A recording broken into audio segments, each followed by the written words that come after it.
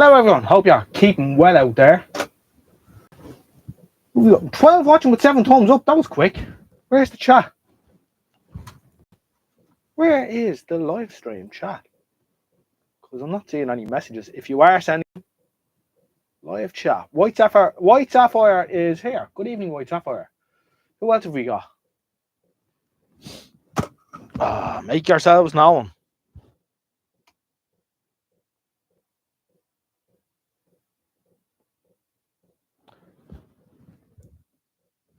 We have Airborne 70, Norman Donnelly, and Error 52. Massey fan is here. White Sapphire is back in again. Michael Dranfield is here. Excellent stuff. Underscore is here. Good evening, Underscore. Good stuff. Lots to discuss tonight. Nothing too interesting. Some stuff may be interesting. I don't know. We're here. Ray Bourne's here. Rumour UK here. Audio Al is here. Who should expect a message from me in the near future over something you might or might not be interested in. Who else have we got? 12 watching, 12 thumbs up. No sign of the Spanner Man yet. He'll be impressed. 16 watching. Where are y'all coming from? I don't understand this. We have, since the last live stream, and I don't understand this, because lately I'm making no output at all. It's all quite poor, to be honest. However, we broke the 3,000 subscriber barrier. On what day was it? Tuesday.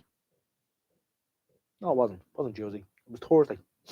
Thursday morning, we woke up to a straight 3000.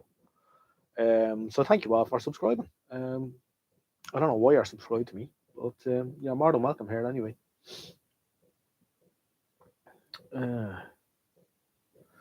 Thank you, Underscore. Driver Film Short Wave is here as well. Good evening, sir. Radio Restorations by Colin is also in the chat. Let's see, 15 and 23 watching. Oh, it's going downhill.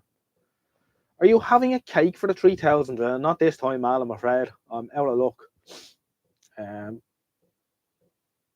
Yes, we'll have a can of Tenants or 7 instead. 3,000 spanners. Well, I don't know about that. 3,000 roundy moonies. Now there is a sight. Imagine.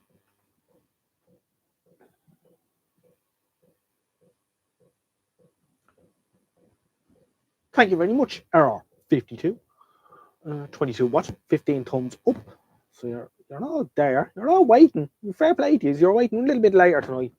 I was typing something, and my typing is diabolical.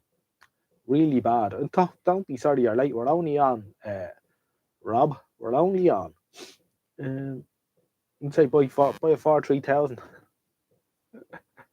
No, it's getting rid of tractors I want to do. Paint's fallen off your fire glow bulb. It has indeed, but it only adds to the authenticity, patina and all that nonsense they talk about. Any Vintage Electric is on tonight as well. Oh, Andy Vintage Electric is on tonight as well. Yes, so they're going to be skipping backwards and forwards, although he usually knocks off around this time anyway, so he's probably coming towards the end of his stream. How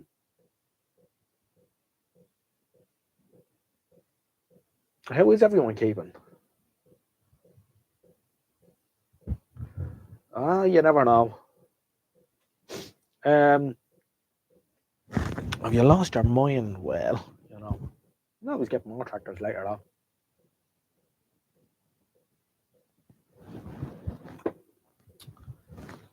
What's the black thing dangling near the fire glow bulb? It's a camera stand. Oh, why you hung up there, actually? Let me just take that down. It's a bit distracting hanging there, isn't it? A little camera holder there for. So, that's the story. No sign of Roundy Mooney. This is unusual. You're gonna have to get a slap on the hand for being late. The last couple of times he's after being late now, actually, yeah. Indeed. Driver for race. Fella was a guy on a holiday. Well done, sir. Well done. I have a couple of questions I want to pose to you later on, but I'm going to wait till a few more people pop into the live stream, and we'll take it from there. Now, speaking about walkie-talkies, which we often mention here, we're very keen on. I came across these two National Geographic branded walkie-talkies the other day. I was going to see will they work. They use the CB band. They're on 27.145 megahertz. A bit of a bugger for walkie-talkie, so I thought we'd open this up and have a quick squint in. And we have two of them. And well, I'll tell you what we'll do. What's the easiest thing to do is to bang two batteries into them and see they do work. Yes. 27.145. Who's going to tell me? Rayborn's going to tell me what channel that is. Oh, there. Someone left batteries in this one. Oh, no. Oh, no. And yeah. That's not good. However, we'll hold a 9-volt battery to it and see will it come on. I'm sure I'll find a spare PP3 clip somewhere. It's not a remote control channel, is it? Oh. A bit not using walkie-talkies there, isn't it? Still 23 viewing with 16 thumbs up. Channel CB channel 3.5. You see, Rayborn knows all about this stuff. That's from the right man.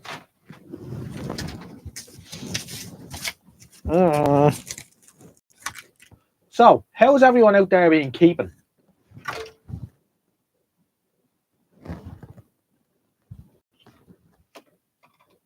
Anyone working on anything interesting?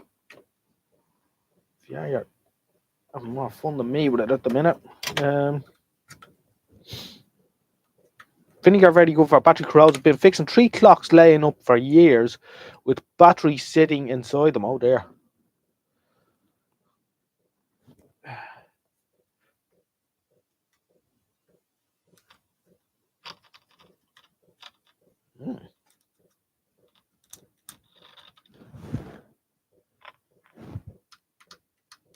Well, this one's on,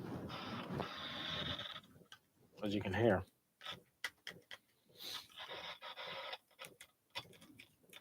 It's got a noisy switch or a noisy something, a noisy volume control. I wonder how old these are. Oh, 2009. Oh. We have Kev B in here as well. Good evening, Kev B. Can I bash them all around these spanner ass whites ever? Yeah.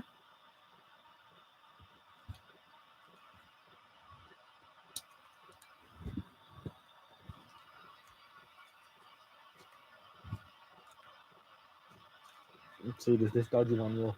Brownie's here. No notification again. Yeah, YouTube must be out to get me.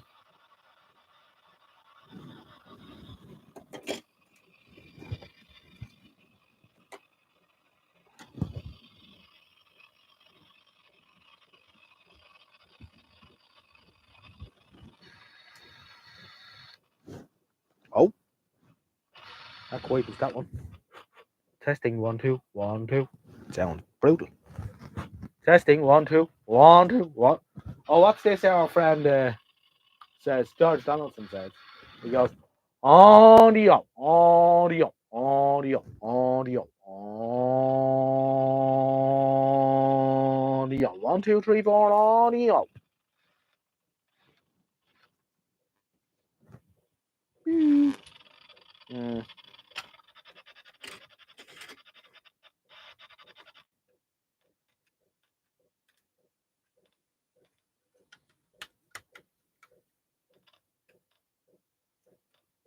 I think the power light's supposed to go dim like that when you press the key either, is it?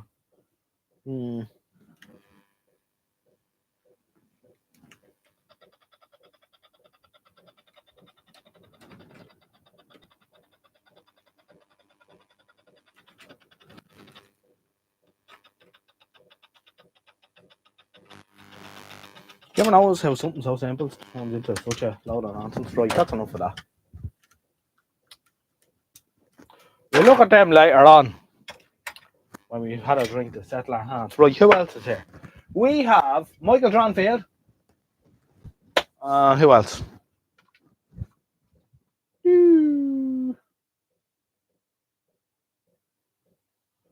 Rob is going to see if he can get YouTube Premium. Oh, good man, Michael. Good to have you here too.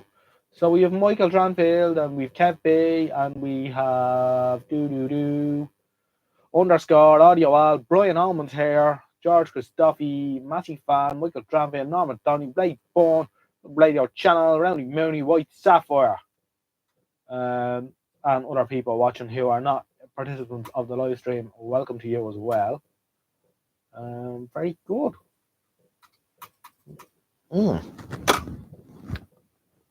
So,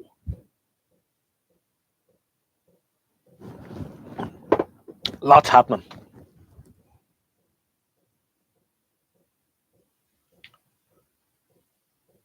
I only seen the first 5 minutes of Andy Doswell's video, so I'll have to get back to that.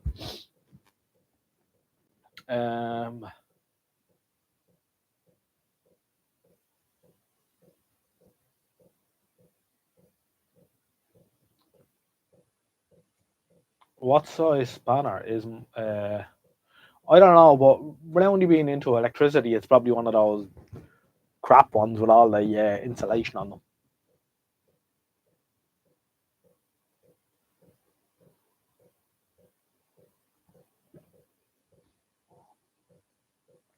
Quite possibly a BA spanner. Yes.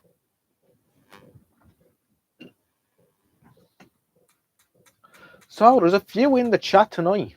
There is a few in the chat. I want to have a little discussion here about something which cropped up in the last while and I've been rattling around in my head. So I'm going to do a couple of polls first before we get into the discussion proper. And I would appreciate your participation and considered thoughts and comments on the subject at hand. So, without getting too involved just yet, I'm just going to start a poll. Probably do that down here, actually, where I can actually see what I'm doing. Forgive me for not looking at you while I'm working the laptop. Can I do it from here? I think I can.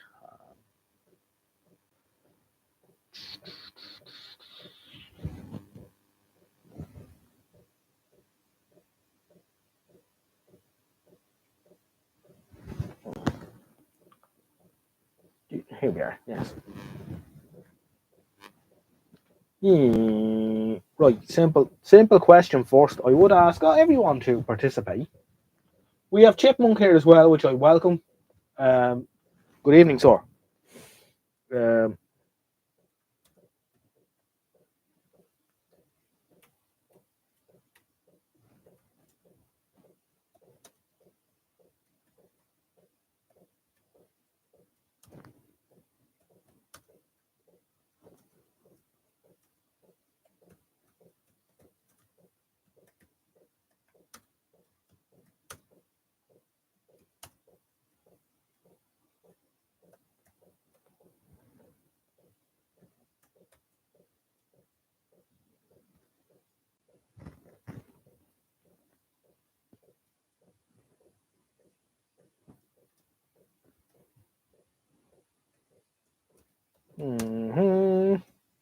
My typing is brutal.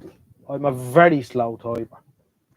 Usually Mrs. Odgenodge does all the typing and I dictate to her.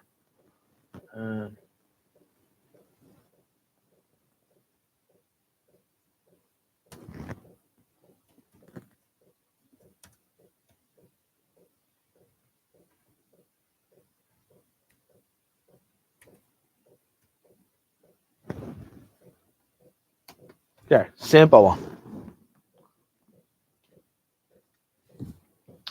35 watching, 36 view, thumbs up.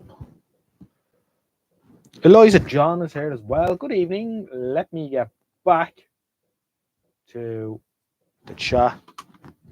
I like to look at the chat here on the screen in front of me, so I'm actually looking at you when I'm talking to you, which I think is important.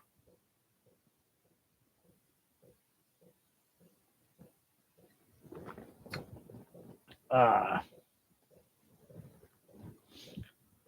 no Fackham or Guidars then. Quite possibly not. Fackham are French, if I'm not mistaken. Guidars are obviously German. Along with another one you missed there was Stowell. Stowell, something like that. Excellent spanners too on their day. Of a lovely set, half-inch set, which is Weber BSF, AF, and metric in a big box about this size, foot that way, 2 foot this way. Real heavy, all the sockets in it. And then a selection of pull bars and stuff. But the pull bar in it is very interesting because it has a half-inch drive on the end of it. So you can stick a extension bar into the end of it to make it a longer pull bar, or use the pull bar itself as an extra long extension. It's very good. I've never seen that anywhere else. Yeah, and it also has a little adapter thing that turns the pull bar into a ratchet, a very strong ratchet, super duper. Backhoe make good stuff too.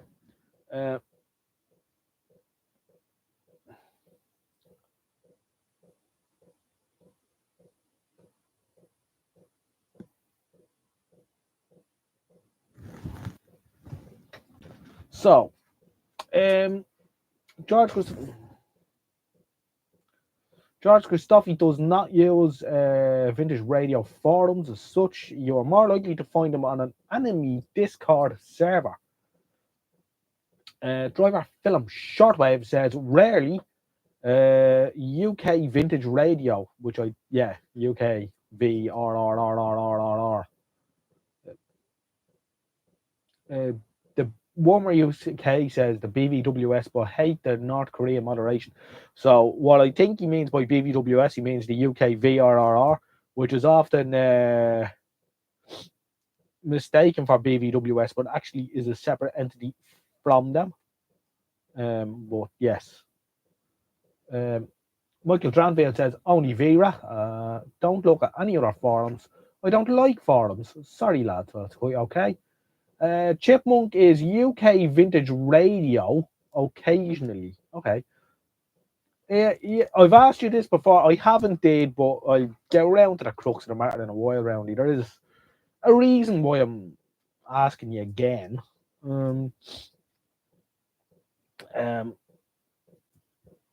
So Roundy Mooney says, in order, Facebook, UK VRRR, VRAT, and then occasionally, very occasionally, the Goblin.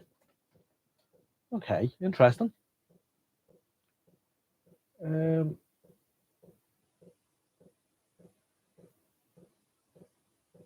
Massey fan says he must find these forums, so he's not a user of any of these forums, is it?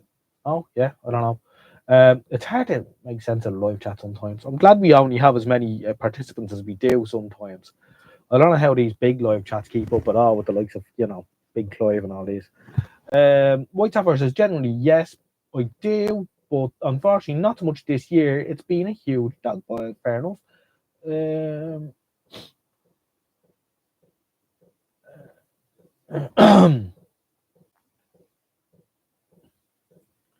Chipmunk says, oh, yeah, I just noticed. Oh, sorry, hold on. Eliza John has uniform. Warmer UK, Mike says, yeah, well intentioned but draconian. Yeah, and I understand there's reasons why they are the way they are on that forum too, with the moderation and that, and it's a big forum that could get a bit messy if they didn't or whatever. But yes, it can be draconian, and I must say, in the earlier days, I did before I had the YouTube channel and all that. I did quite a few write-ups on, quite a few, not as many as some people, obviously. But I did a few write-ups on TVs and that on the UK Vintage Radio Forum, but I wouldn't be in such a hurry now. And while the majority of people were quite friendly on there, there's always someone who wants to slap you and tell you you shouldn't do this and you shouldn't do that. I don't really like being slapped, it doesn't. And I've always been a bit of a lone ranger, so doing the reason why one of the reasons why I started the YouTube thing was, I can kind of do my own thing and control it and whatever as well. But I do make the odd post here and there across all three forums, but very rarely. I don't do Facebook at all. I know I've been mentioned on some Facebook forums over the years and stuff, and some Facebook forums are quite good. Someone showed me all this stuff a couple of years ago. Some of them are good, some of them are bad. Some people on there doing serious damage to televisions and stuff. But yeah, I don't know. It wouldn't be for me. It doesn't interest me. Let me just try and keep up with the live chat here, just because I want to read these.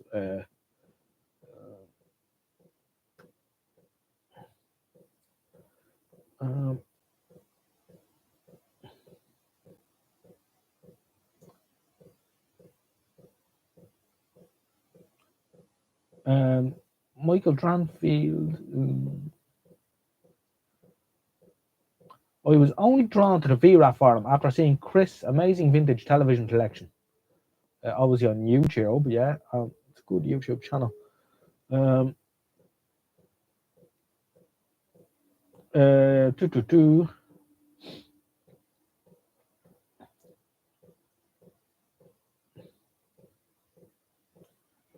Rob's Radio says, would you do any YouTube videos on fixing stuff?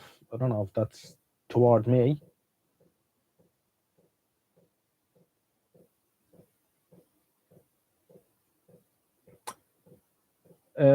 We have Erda on our here too. Hello, sir. Chipmunk says, yeah, just check the UKV. Telecom section is still alive. Ian Jolly's still there, a legend in his own lunchtime. Yes, you watch Lodge. Well, I do. I have made videos. I do make videos occasionally, and you are welcome, Rob, to look at my back catalogue of videos.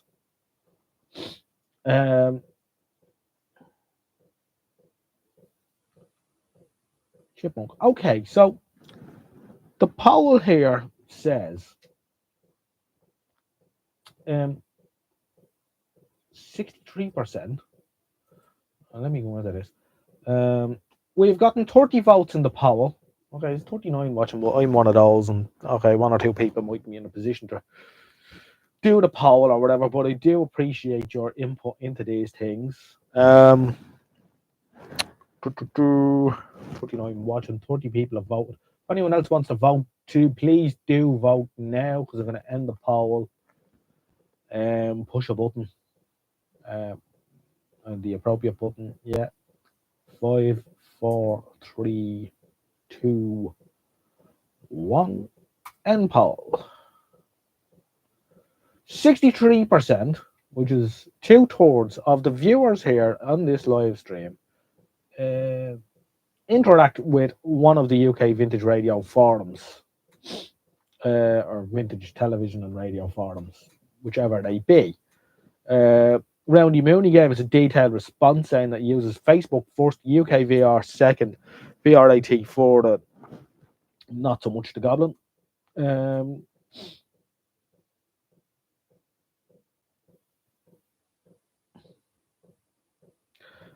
Roundy Mooney asks or states, don't tell us you're starting a forum, lol.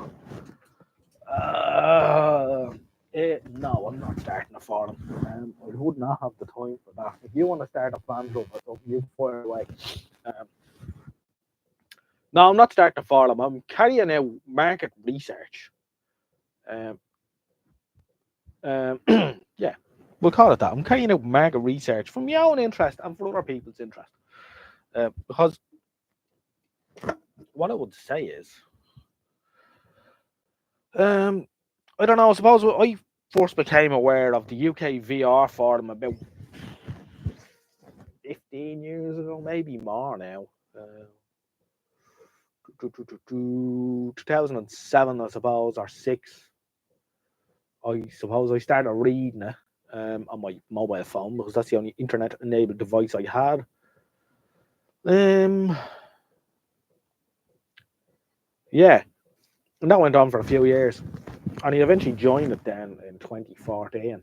Did a couple of posts. You know, I couldn't tell you how many posts I have to me name there. A couple of hundred anyway, maybe 300 or 400 posts.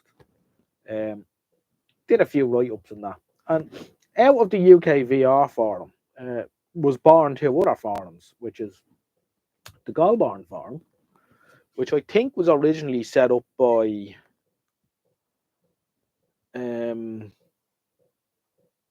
oh, my head's gone blank. You know when you get that. It, yeah, it was originally set up anyway by a gentleman who I don't know. They wanted a separate forum away from the UK VR, which was a bit less, you know, and that was set up. That gentleman's name will come to me pretty quickly, I'm sure. And then the VRAF forum was set up by out of, I suppose, perhaps disgruntlement or something as well with the what you call it, the over moderation or whatever. And I think there was a few things went on, and like any hobby or interest, there's always personalities and clashes and falling outs and stuff. So VRAT was made as well, and there was lots of interest, especially in the VRAT and Goulburn. I mean, there were two very uh, good forums in their own right in their day. However, the Goulburn forum, now I must admit, I am not a major poster or have any major interest in either of these forums, although I do enjoy all three forums. Um, the two smaller ones, we'll call them, for like, there's nobody using them, and this is causing a problem.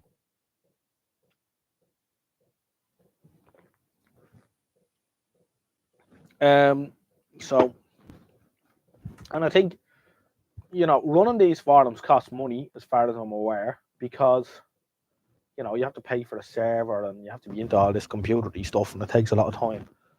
And I think we could be at risk of losing these two forums. So I want to know off you then, is the next poll, right? The next poll, well, I need to end that poll. I didn't end that poll. 63% anyway, with 30 votes.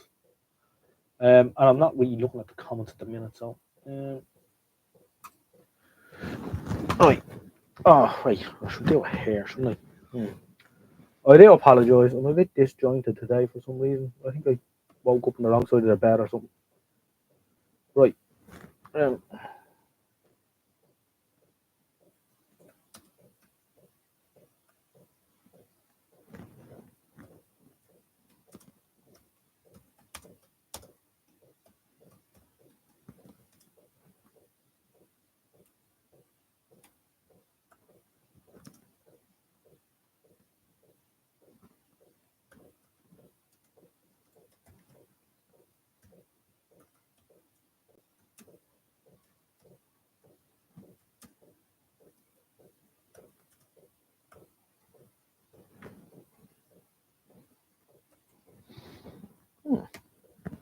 You Paul. Give me an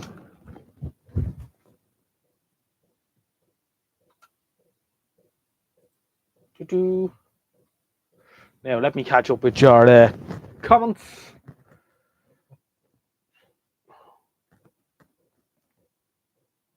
Rob's Radio Channel wants to know: is there any shortwave radio listening going to be done tonight? Perhaps, maybe not. We'll see later how we get on.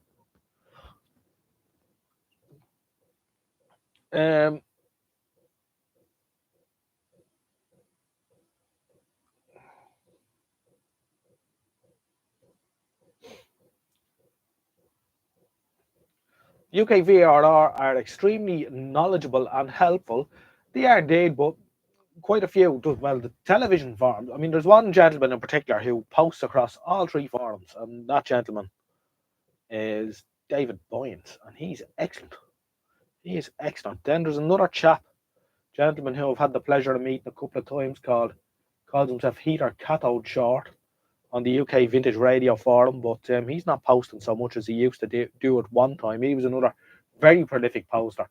And then if you go back, as I said, 10 or 15 years ago, there was a lot of very prolific posters, especially in the television section, who just have vanished.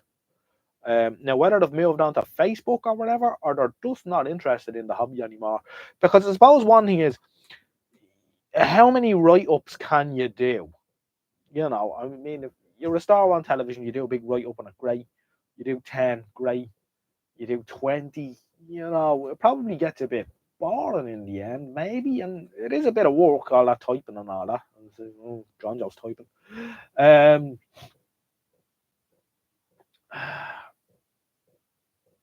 Actually, does anyone use Radio Museum?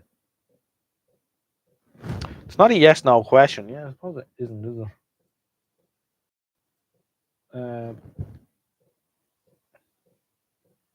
Well, do forums have a future? Yes or no? Yeah.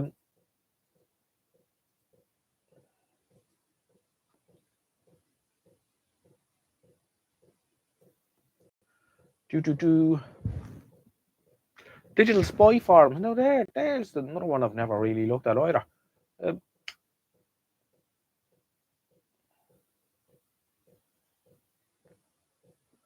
Actually, does anyone use it? I paid for the membership there, but have received a stern message telling me to post more images and schematics. Ah, yeah, feck that. I've downloaded a bit of stuff off Radio Museum over the years, a bit. I find it very disjointed, and I don't think it works very well, and it's not something that interests me in the slightest. Unfortunately, it's a great resource, but the way it's done is terrible. The execution of the resource is brutal. Unfortunately, Chipmunk tells us that Facebook is dying itself.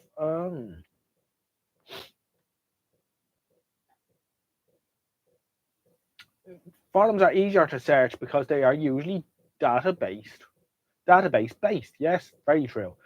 Driver Shadow says, I use Radio Museum to find out what year radio's from, then look up in the town. Yeah, I've done that as well. Alright, look it up in the Red Book then. I think other social media channels will take over mostly, so voted no. Okay.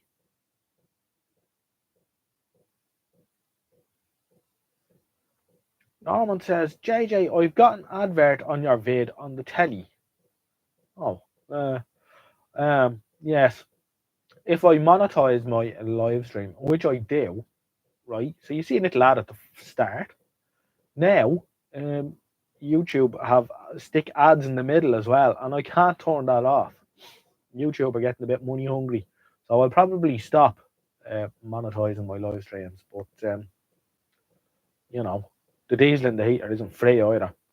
Error 52 says definitely forums will stay, knowing how many people purposefully avoid Facebook and similar social media. It's a no-brainer. George Christophe says he's a paid-up member of the Radio Museum, I take it. I got a lot of credit for posting a new manufacturer model.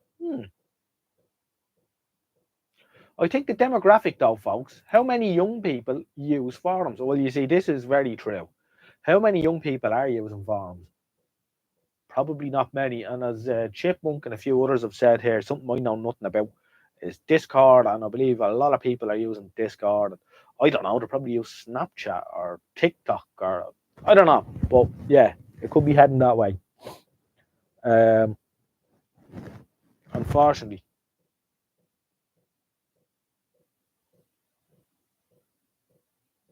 Yeah, to be fair, Roundy, if you've paid your money, I was led to be a Radio Museum. You had two options. You could earn your keep by putting loads of shit up on it, or you could just pay the €25 or whatever it is, and that was you for life. So if they want their cake and eat it now. And then it's probably getting to a stage where there's so much stuff up there. I mean, how much more can you put up? You start just putting up any old shit just for the sake of it. and then that waters down the whole thing as well. I mean, I've a wedge of standard radio, um, tran- standard transistor radio service sheets from the 60s, ones that were made for the Irish market, which wouldn't be around anywhere. But there's no point in me scanning all those into Radio Museum because no one's ever going to look at them. Forums do have a future, but it's going to be an uphill struggle. Young'uns aren't interested, we are, and we are all getting older, and dare I say, some of us are falling off the perch. Yeah, and that's very true, White Sapphire. There's not as many around as there used to be, and you look at the forums and you see, you go back 10 years, just scroll back 10 years on any of the forums, and then go down the posters, and you see RIP beside their name. So, and they are not being replaced. Driver Shortwave Films, I used Discord for amateur radio. Found a good one with some good people in it. Yeah.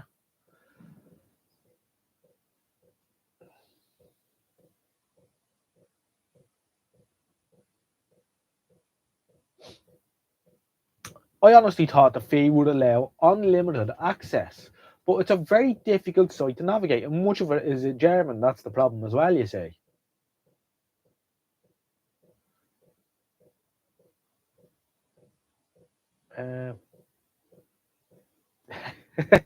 Head 405 bottom. Brilliant. I'm a young person here. Dare we ask what age you are, Rob? You don't have to answer that, by the way. It's none of our business what age you are. It's just the body to go, well, that's how I'd feel. I probably am reasonably young in the grand scheme of things. I know there's younger than me out there, and some of them are better than me.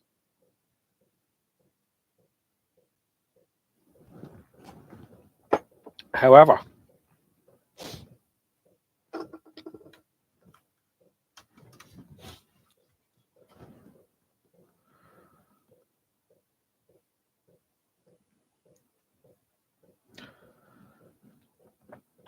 that brings me to another. John Joe is a baby. Rob is 34 years old, so he's 2 years younger than me. So he's the youngest man here, is he? I just told you how old I am.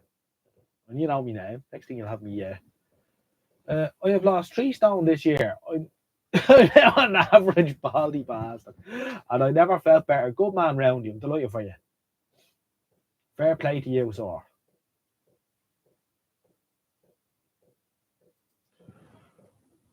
Right. So, as I've discussed here, and I don't want to make this specific thing, so I'm not going to. However, it's come to my attention that 2 forums are struggling due to lack of use, lack of interest, and it's costing them people and all this kind of. It's costing these people money and time to run these forums, and obviously, and quite rightly, they're asking themselves, why am I putting so much effort in if no one is using it? I mean, I'd probably be the same. I mean, if I was 3 years doing this, or 4 years now in January, doing this, and I had no subscribers and very little interaction, I probably would stop. So, it's interesting. And it's a problem. So here's another question I'm going to pose to you then, in another poll. I have to stop that poll. Anyway, so that one said, do forums have a future, or will Facebook, etc. take over? Now, yeah, Roundy Mooney's right. I actually worded that very poorly because you could take that to mean anything. Because yes, few forums have a future, or yes, Facebook will take over. That's brutal. I did that badly, so now I haven't a bloody clue. That's a poor power.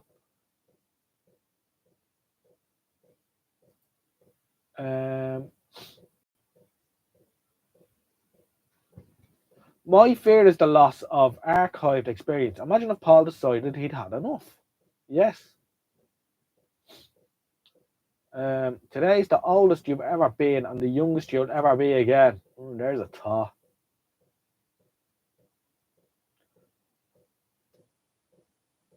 Kev B is nailing being a grumpy old man. There you go.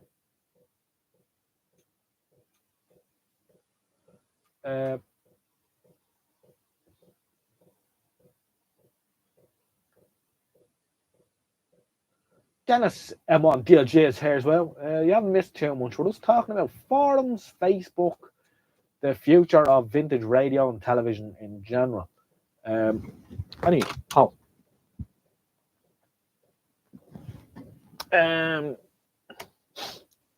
Right.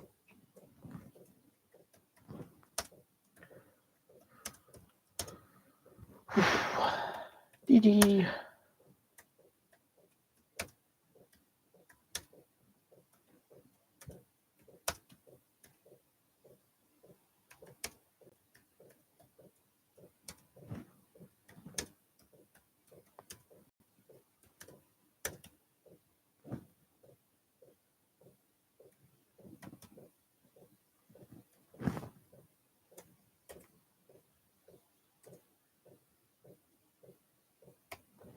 There's another question. Would you be willing to pay a small amount towards the running of a forum that you would use?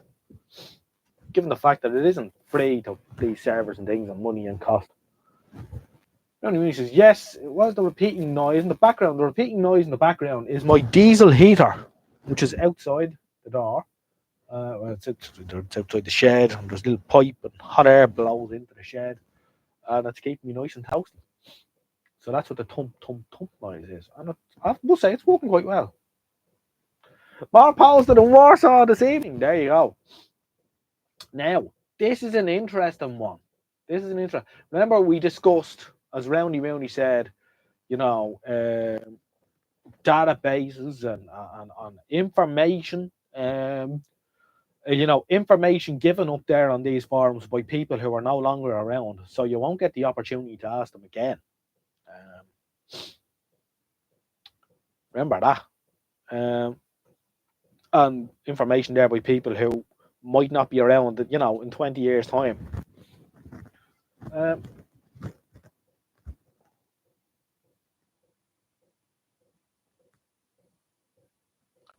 Let's have a poll next on when the mic battery will die. I'd say there's a good half hour left in there, yeah.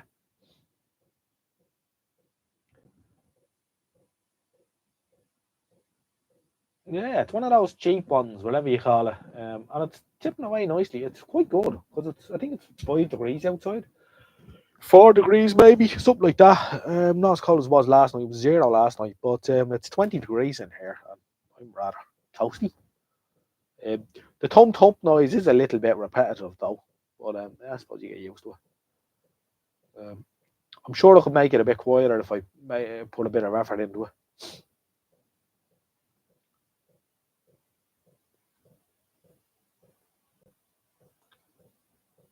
White Taffer says she won't be around in 20 years. You never know.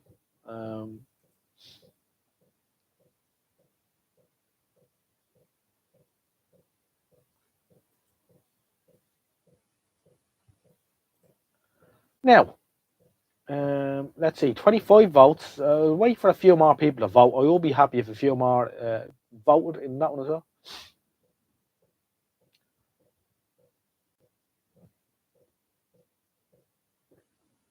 Then it says you need money to pay in the first place. Yeah.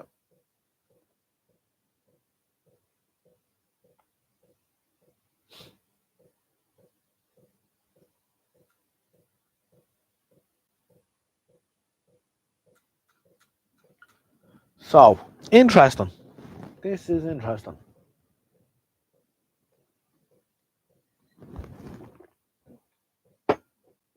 George Christophe used to wear. Oh, thank you very much, Rob's radio channel. That is much appreciated, sir. Thank you. €2 is, well, it's the heat for the night in the shed because a litre of green diesel is about 120 or something now at the minute, is it? So that goes a long way. Good man. Warm for the night in the shed. Thanks to you. Although Google take 40% of that. So I'll see about, I don't know, more. I think they take 50 or 60. They take some astronomical amount. However, I'll see at least €1 with that. Thanks very much. A litre of diesel. Keep it free or chuck some adverts on it. Yeah, but adverts, you can imagine something like UKVR or VRAT with adverts running down the side of it and all. It would make it a very unfriendly place.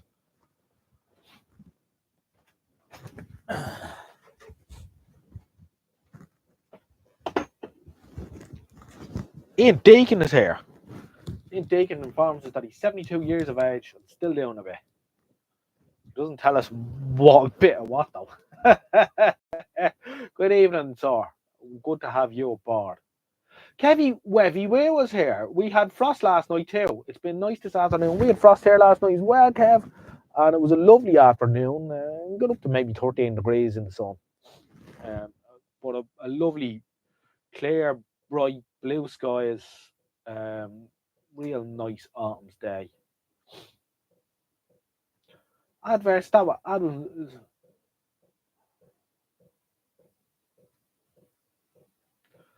UKVR is sorely in need of a software update, but can't really complain. I doubt there's much being made of the service data these days.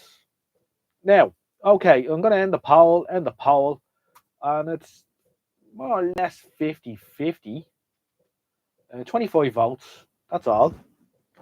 But 56% of people said they would be happy to pay a nominal fee towards the help to run a forum. Brave browser, lads and ladies. I never see an ad anymore, says Rowney. Very interesting.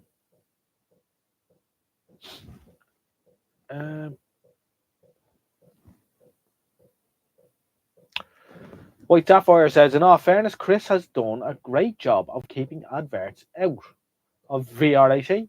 And that has to be applauded. Indeed, it does. And I must say, Chris's forum and website is a really good. I mean, the information he has there in early colour televisions is second to none, not to be found anywhere else. High quality photographs, in-depth write-ups and what have you. Yeah, it never seemed to gain the traction that it deserves. And I don't know why. Does anyone have any ideas why? I mean, I don't know. I look on there now and again and I think it's quite interesting. But the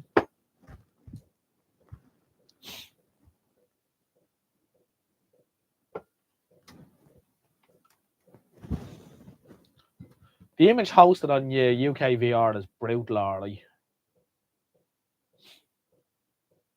Although I find it alright for mobile browsing. My phone, you zoom in a bit and it resizes it, and so I've no problem with the mobile browsing on it.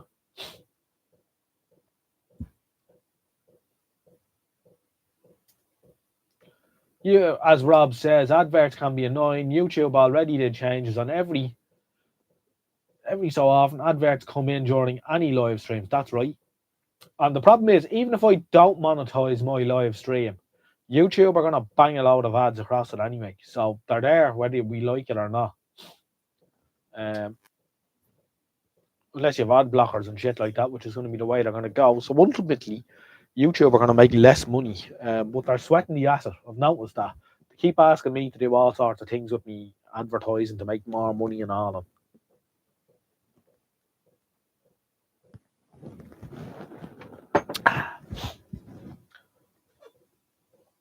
40 thumbs up with 34 viewing. So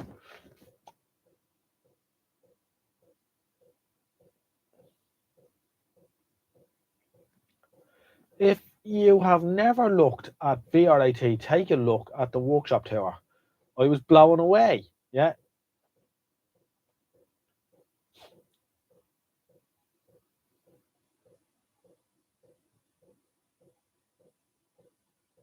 Kevin Review says he used to go on VRAT sporadically, but it cancelled his membership because I wasn't logging in often enough and I haven't bothered to re-register.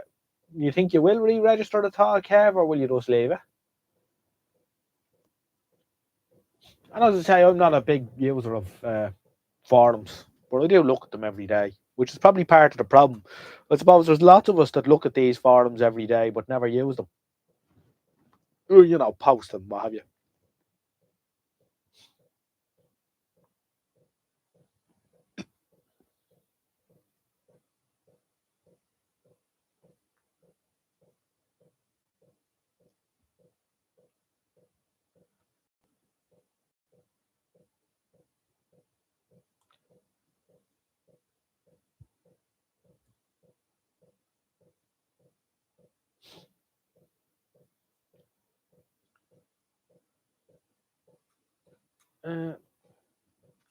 Chevy Wevy Woo says, no, he's going to get his forum hit from the UK VRR. UK VRR did that to Chipmunk. He knocked him out as well. Yeah, Will, alright.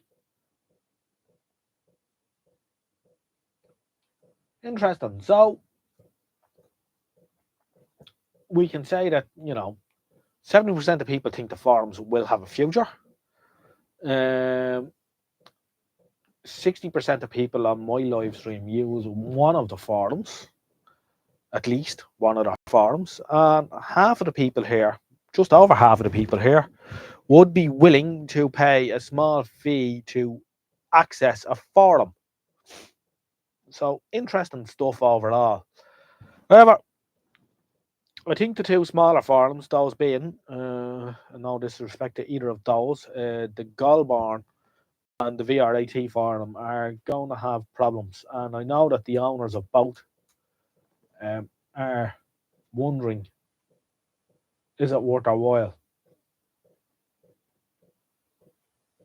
And they're both decent fellows too. I've had interactions with both of them over the years. So I wish them well on their forum, and it's only for them to know if they're going to want to make up their mind whether they want to keep spending the money and the time and the effort and everything that goes into these things. It's not as simple as it looks. Do we want to end up with a situation where we have one forum being a monopoly? I don't know. I can't answer any of these things, but it's interesting. We have a slightly better understanding, or our feelings have been reinforced on where it's all going to go. White Sapphire says VRAT has a policy of deactivation of accounts that haven't been used for a while. I think it's an automated thing, but accounts aren't deleted and can be reactivated if you contact Chris. Mike Gardner's here as well. Good evening, Mike.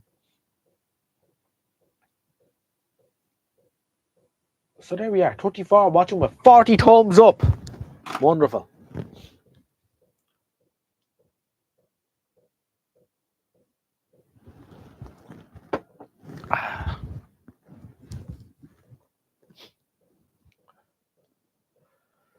So that's about it. It's it's a tough one.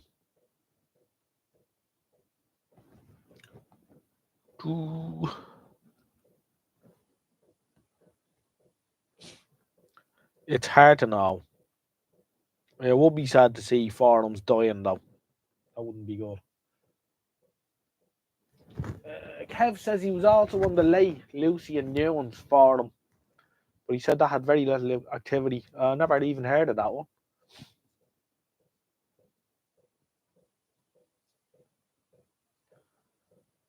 Yeah, as Rowney says, it takes a look at the US forum, but as he says, they only had two radios, one with 5 valves and one with 6, and they were all the same, more or less. So yeah, they are a bit repetitive, unfortunately.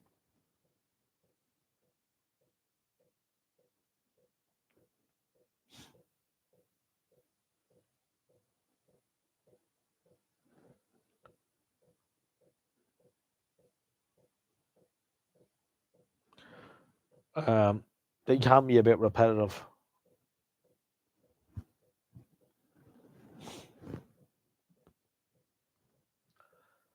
The arcade scene lost a forum when it all got a bit political, and the owner went on a power trip, wanted $8,000 for the database apparently before he shut it down. Alan Hurst is here. Good evening, Alan.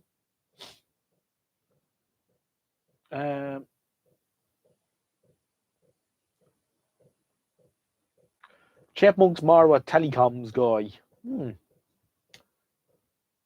I heard a lot of Google accounts have been deactivated when not in use, unless you have like of YouTube activated on your Google accounts.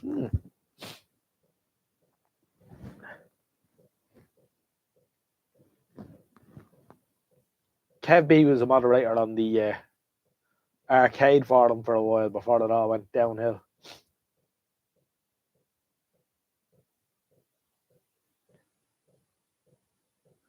Lucian's forum was Electrokinetica. It's been suspended, so yeah, I suppose nobody's paid the server fees or whatever. And that's the end of that.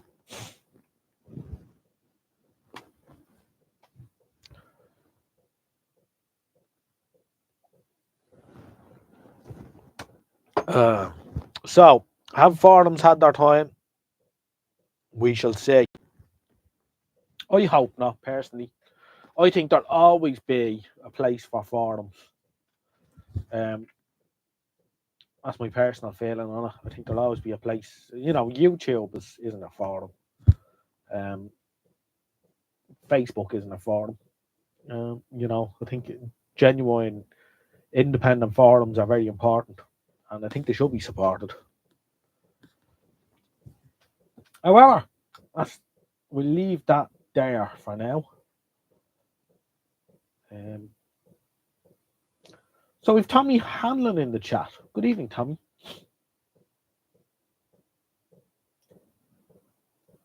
As Kevy says, and I think he's right, actually, in that comment. I think he makes a very good point. Sometimes these forums ebb and flow.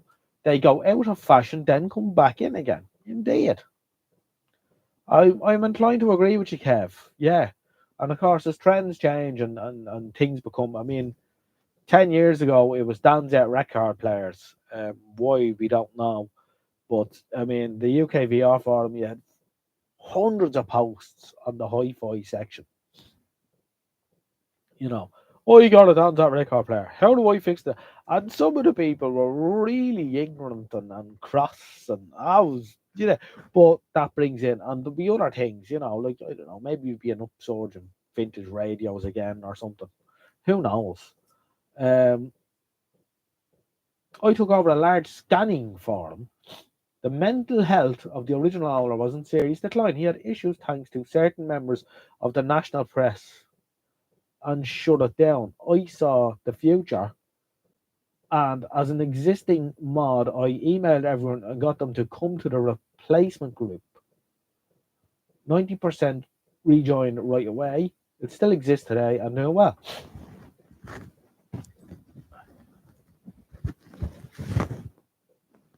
Why? We don't know, people said when they first introduced them. A bit like CRT said then, never thought I would be repairing these again, and here I am. Yeah, there you go. Yeah. The wheel turns and all these things come round again. And sometimes they come round for a second time too.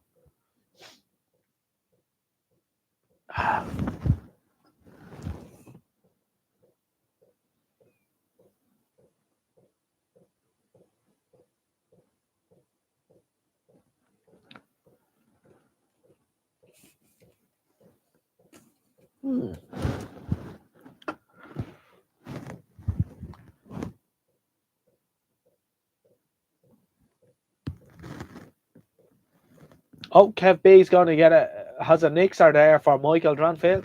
TX9. Oh, Michael, I like that. He likes that. Mark II TX9 was the best, yeah. The Mark 1 now with the, yeah. That power supply is better off forgotten, isn't it?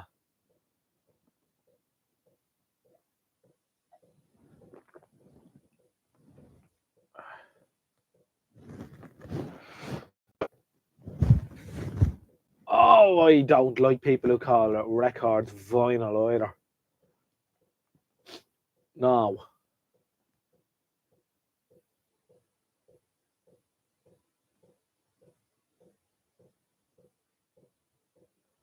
And a vinyl player, yeah.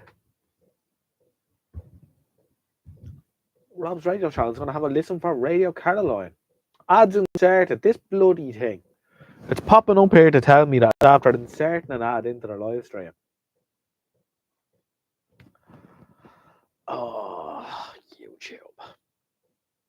Here's a good question. Are you talking about the future of shit, right? Here's one I'm going to ask you. Dear poll time.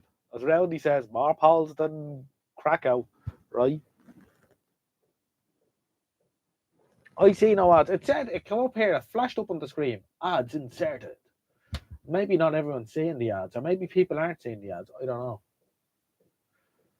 Have you just had an ad on for Wix? Right, poll time. What was I gonna say? Oh yeah, goes YouTube.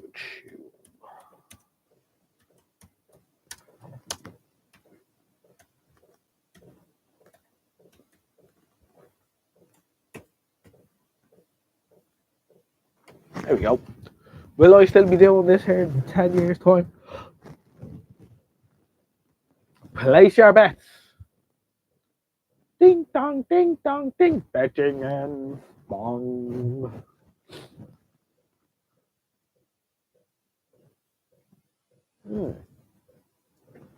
It's 10 o'clock. I think that's a good place to stop it for a moment while I go and refresh myself.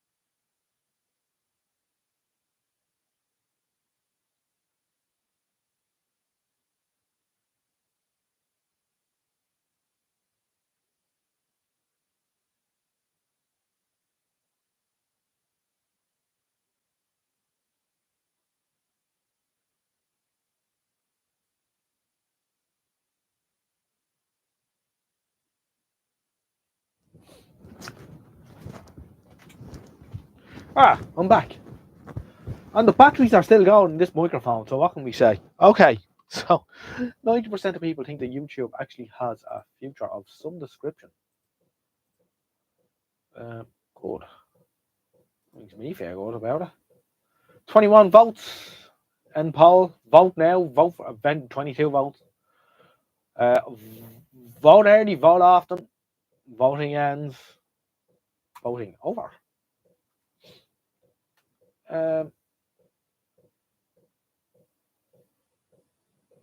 Chipmunk says, depends if Google managed to kill it, in which they seem to be trying to. Yeah, they do.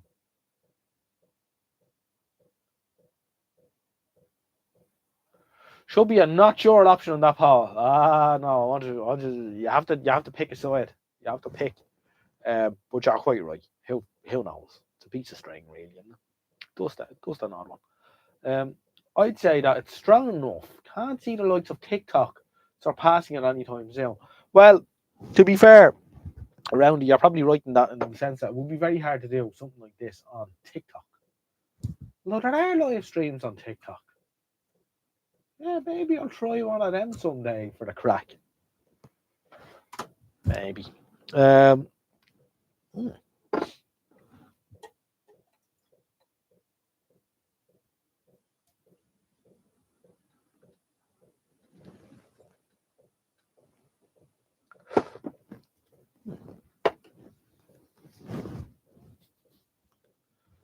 Let me get back here.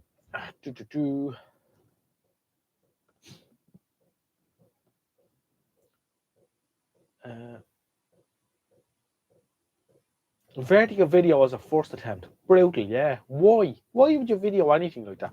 And even Mrs. Oddjohns, you know, when I take a photograph with my phone, you know, I always turn it this way. She gives out.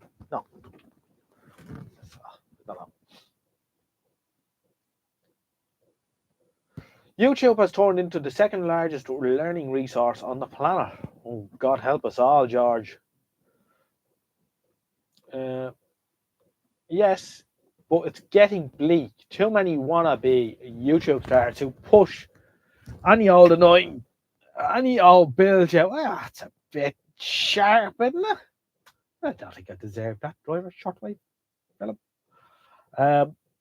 Dennis, Mike 1, Delta Lima, Golf.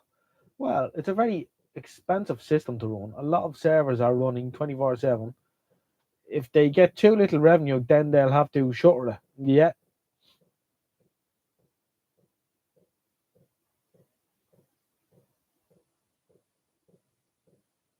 Yeah, vertical manners. Ugh.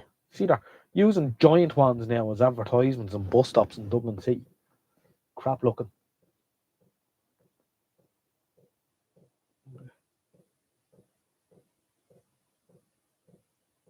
Oh, what's this? Wait, hold on. I need to catch up with this, George. You need to be careful of statements like that. It's full of people in less educated countries teaching you how to electrocute yourself or everyone else. You did.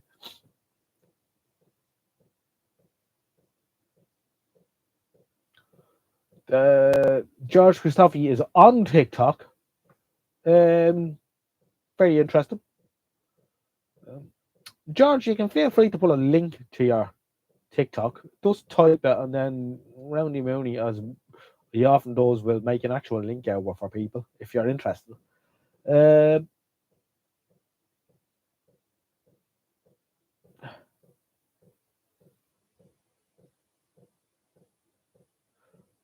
I finally caved in and donated a couple of quid to Mr. Jimmy Wales the other day. It's useful enough to me. Oh.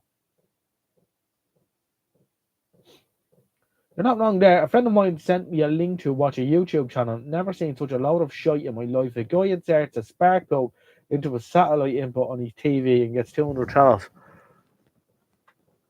This sounds very informative, Michael. Could you please put a link in the chat for people to see this? This sounds like something. 200 channels. Spark plug. Very interesting. There are, but they are usually unstructured in nature and consist of women in various ages without any skirts on. Could you please send a link to this, Roundy? This is very interesting. This discussion, this thing you speak of, skirts and so on and forth, and the lack of. Very interesting. We need to see this.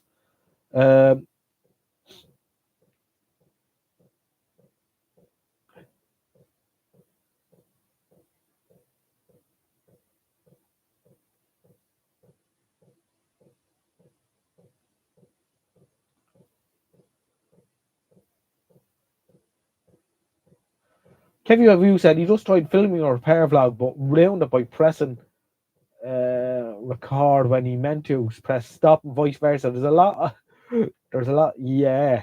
I couldn't tell you how many YouTube videos did not make it. The live, and you know what? They were always the ones I actually put a bit of effort into. You end up doing something stupid and fucking it up. Yep.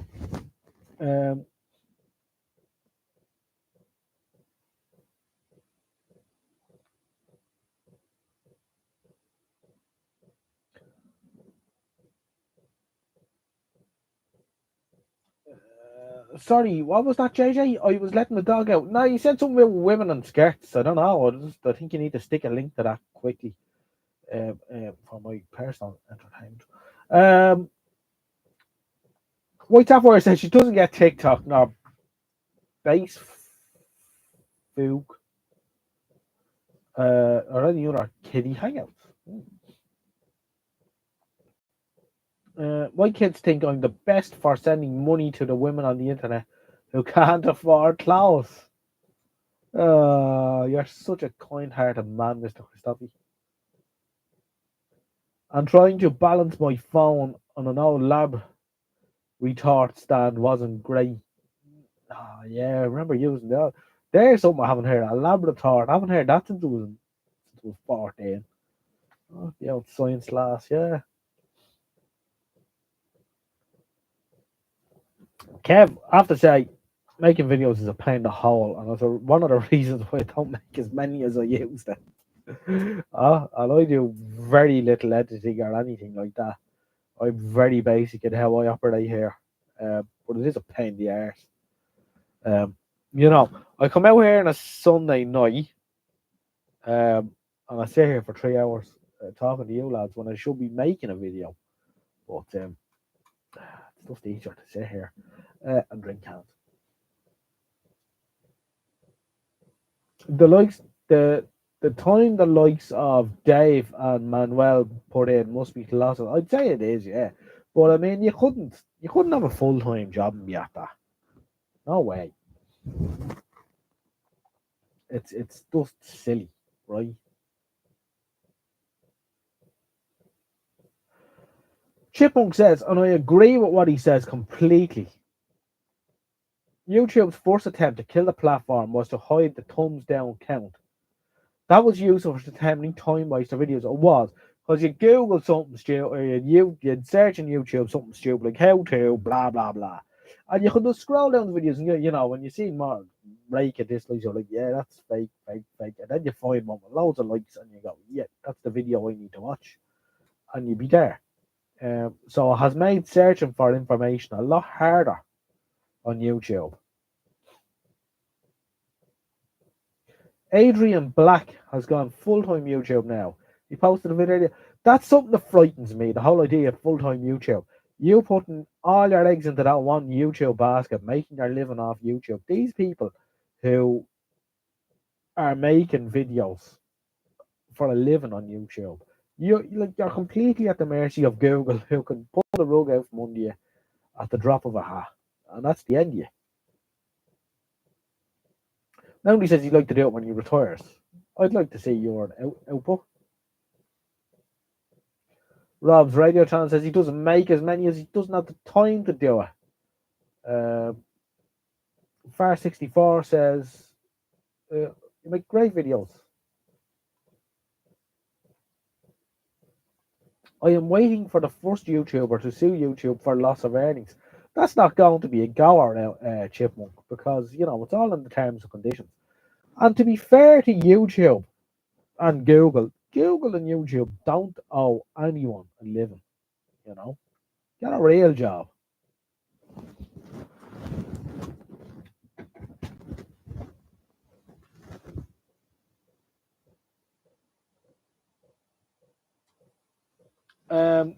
Jim Gordon says, I see that John Joe is continuing to drink Scotland's favourite beer.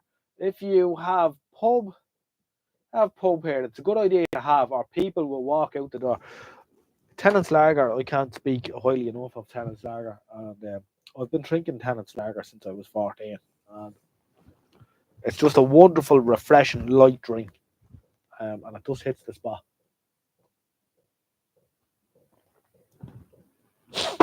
Tell a lie. Drank Tennent's for 3 years, from the age of 14 to around the age of 17. And then they changed the can. I think InBev bought them out or something. And all of a sudden, it tasted shit. And I didn't drink it for years. I went on to large bottles of Guinness then. But in recent years, I've gone back onto Tennent's, and I must say it tastes quite nice again. I'm doing some research into it. I found that InBev have sold Tennent's to Cantwell and Cochrane, who own Bulmer Cider here in Ireland. So I think the export Tennent's, the Tennent's that they were exporting, went downhill, while the home market Tennent's probably stayed the same.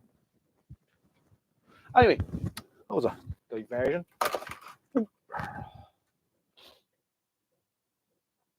Jim Gordon obviously likes a can of Tennent's now and again too, or even a pint.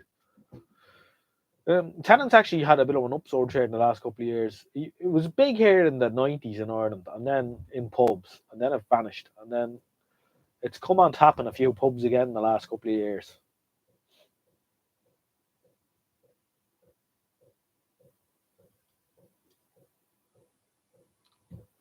You see, Adrian Black got locked out of one of his channels for a few months. You see, this is the kind of shit that can happen.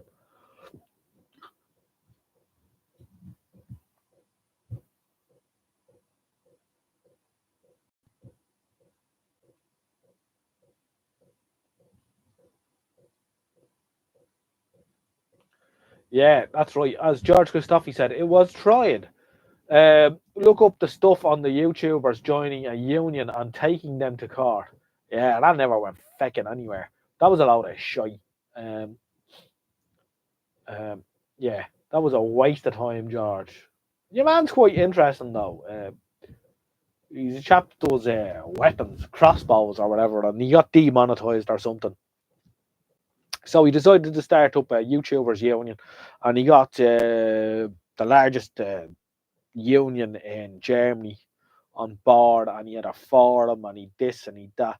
But you're all the people that joined were arseholes with 3 subscribers or whatever, who were making videos about snots up their nose or what have you.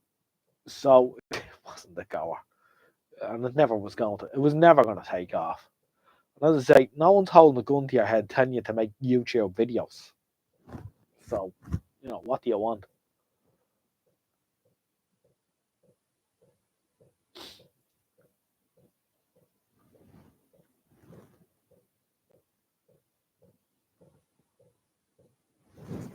Back in the 80s, I had a Bass factory tour at Burton, and they were brewing Tennants. Oh, that's interesting, Kev.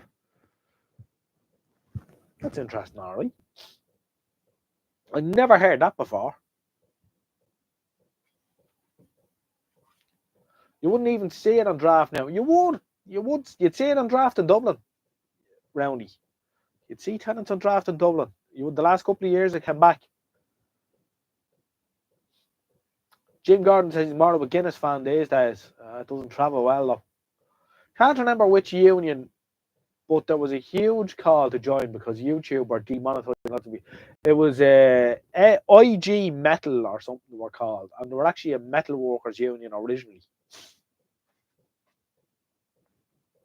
But obviously it turned into this big, huge, all-encompassing union. And the problem with unions that big is they're corporations in their own right and not much use. Much like SIPTU in Ireland.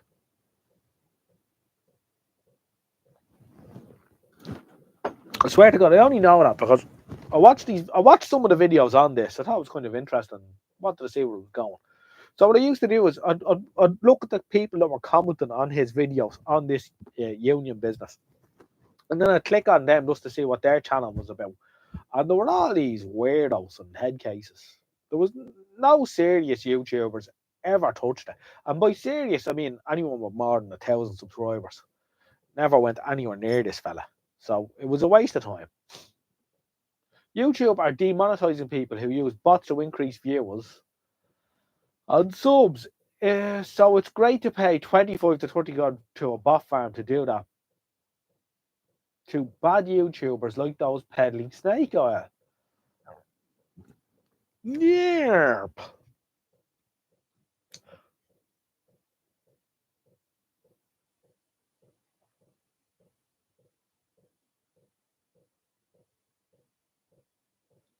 There's a very wholesome TikToker down in West Cork. He's a chippy who does woodworking with traditional tools. I know the chap you're talking about, Rowney. And he's on YouTube as well. He has a big YouTube channel. And yeah, he works with all the old tools and that. Yeah. He was at the Minority show. He goes around all the fairs and shows. With a little stand showing them making stuff and all. Yeah, an interesting chap, all right.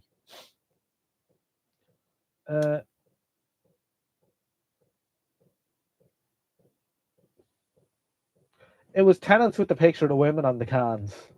The Tenants ladies. Been fighting with modern technology. A PlayStation VR 2 seems like buying the software on disc is now pointless as it just seems to be an install a program. Oh, there.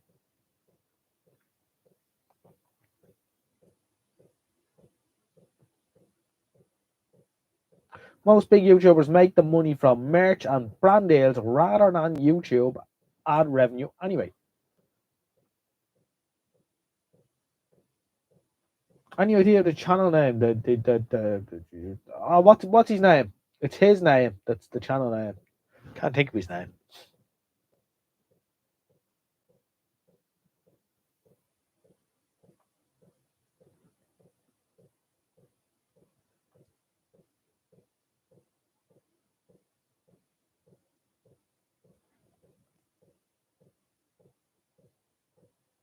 Occasionally they have a moral panic here in Scotland over youngsters drinking Buckfast wine.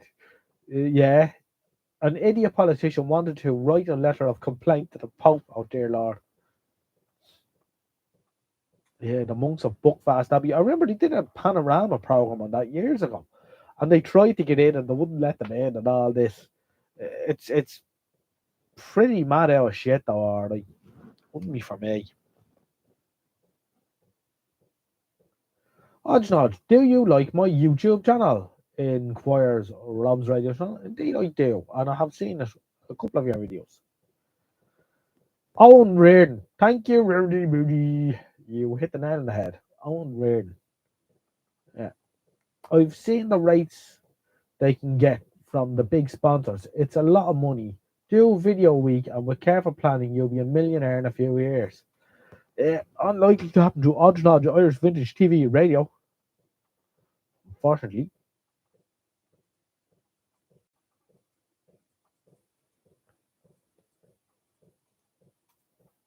Do.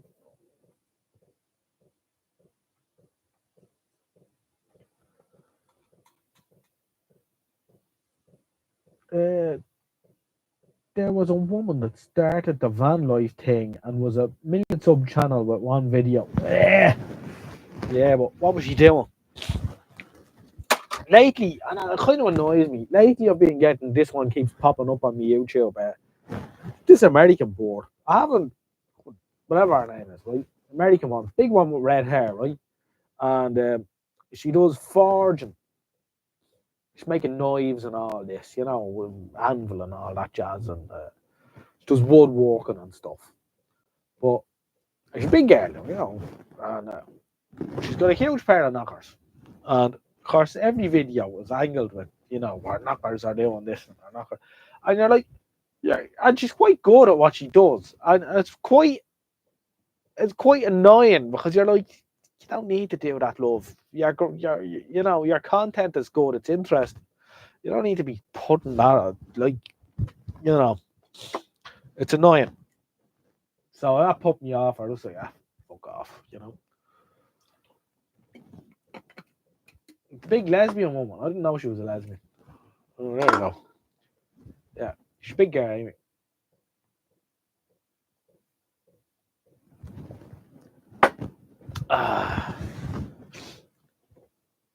Owen has a new subscriber. Someone, you ought to tell Owen that you gained a subscriber through Odgenod, Irish Vintage TV and Radio.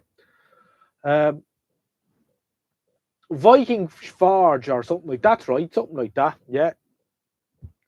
Yeah, and of course she's blown up, but you know, it's a bit sad that the people have to feel that they have to do all that just to get a few subscribers, you know, because the content she's very good at what she does.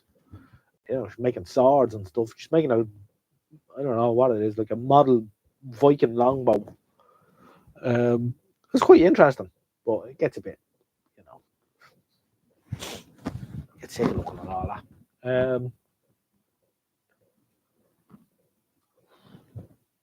10:30, just about.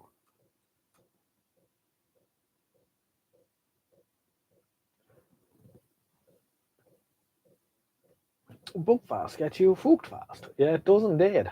Watch Gaslinger. That'll concentrate the average guy's mind on the vintage tech. Yeah, we've seen the Gaslinger already. Quite interesting though.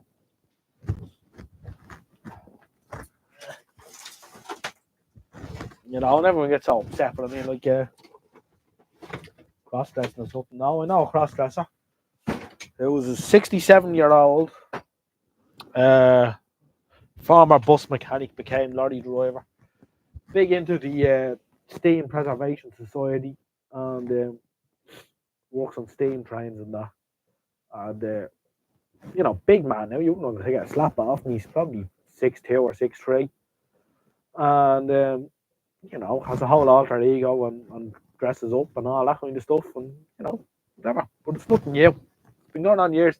I don't know if anyone here from Dublin remembers the cross-dresser. They've died now, unfortunately, and they weren't gay or straight. And I remember when we used to come into the pub we used to drinking in the fruit market in Dublin.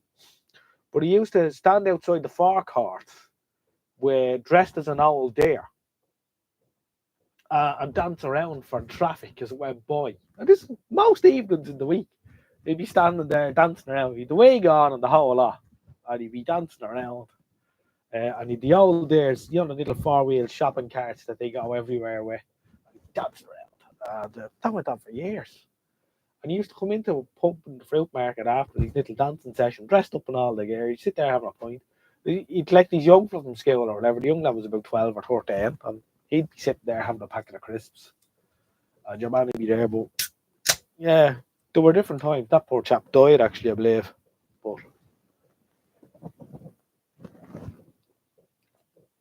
yeah, so it's nothing new.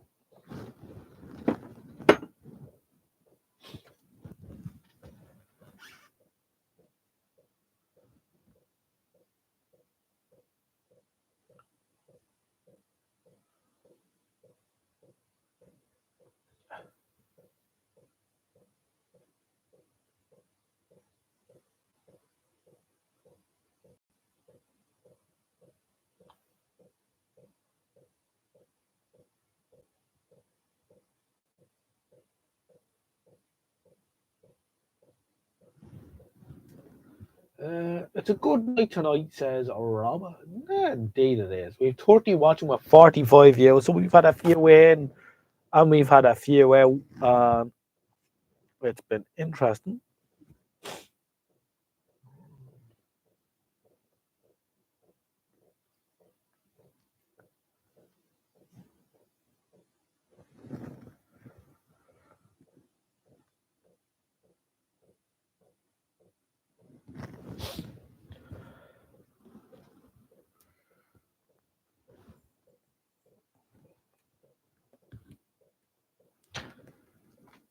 Yeah.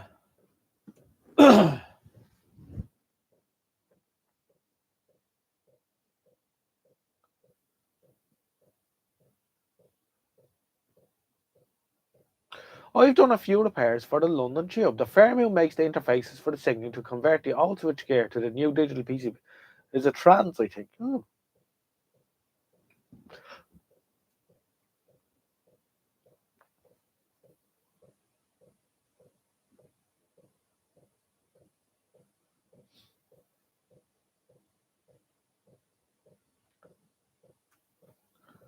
$33 watching with 45 thumbs up. Roundy, what's going on?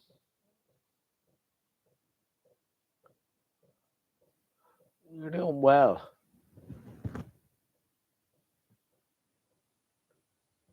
Someone asked me to have a look at the Toshiba television there last week, and I'm starting to come to the conclusion that the tuner synthesizer chip is blown, which is going to be bad news for them.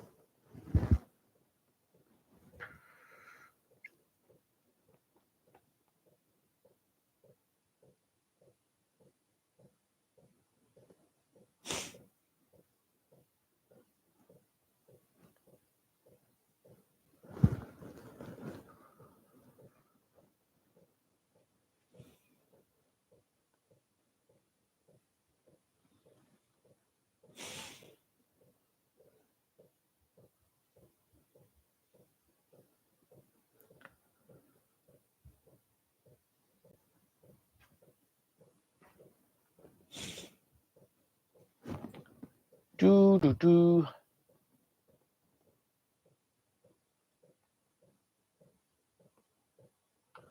Dave Tipton has prostate cancer. Oh, that's not good. I've seen one or two of his videos, but I don't see many of them. But I know he's a well-spoken chap, and I know he puts his stuff across really well.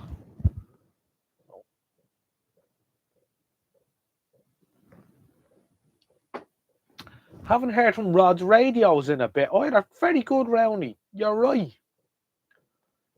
I think he popped in here a few times. He didn't date. And I had one or two back and forth to him as well over email. And I haven't heard from him in a while. He used to pop in here, all right. Whatever, but sure.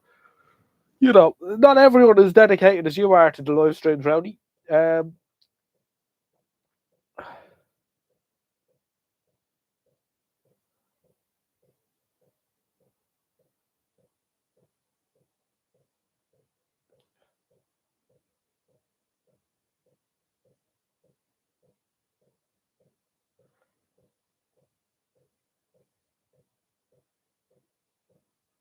Zinc carbon 9 volt Justin shot. Let's see, where's that? Oh, here. Yes, yes. That's a PP6. PP6. I have shown before, but I don't think the camera will reach. I have a collection of Everest batteries, which I find at equipment that I buy or find. Dear Lord, this Osbach camera gets quite hot. Let's see, there you go. There they are. Will it focus on them? Maybe. Yeah, there you go. It's a nice collection. And my father's PSV badge is hanging there as well. He was a bus driver for a short time before he rejoined British Rail.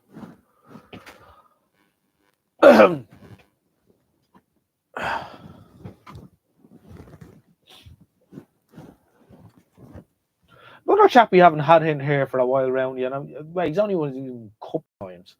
But let's get this camera back going. Your camera. The camera is supposed to respond to hand signals, you say. If you hold it, there we go. And you do it again, and then it stays still. It's very clever. Another one we haven't, Dom Ahern. We haven't had him in here in a while. Do you remember him, Roundy? He's living in Cork, actually. He's a vintage radio and TV collector from the UK, but he's working in Cork. He's on the UK Vintage Radio Forum. He popped in here a couple of times.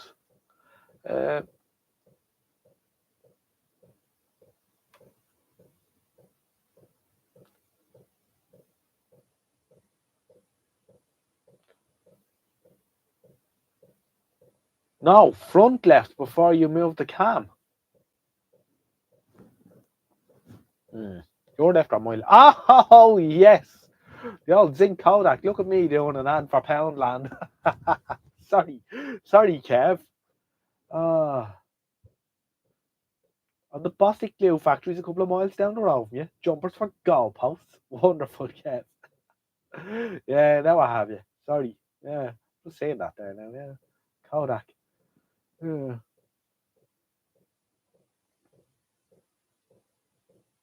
You see, it's your left or my left. You see, it's on your left, but it's on my right. Something like that. Yeah, the camera's reversed on the... It shows me a reversed image. Actually. Yeah. It shows me a reversed image on the streaming device. But a correct image on the laptop. Yeah, it's a bit odd. Actually, bloody laptop is 20 minutes behind. How's that? Strange.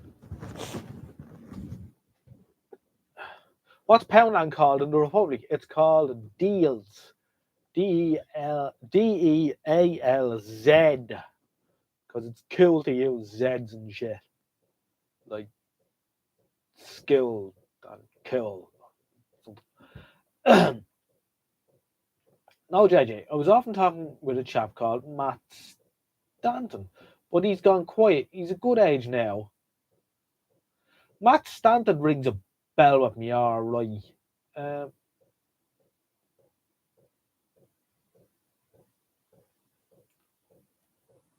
Yeah, yes. Matt Stanton, he'd be a good age now. I know the fella you're talking about.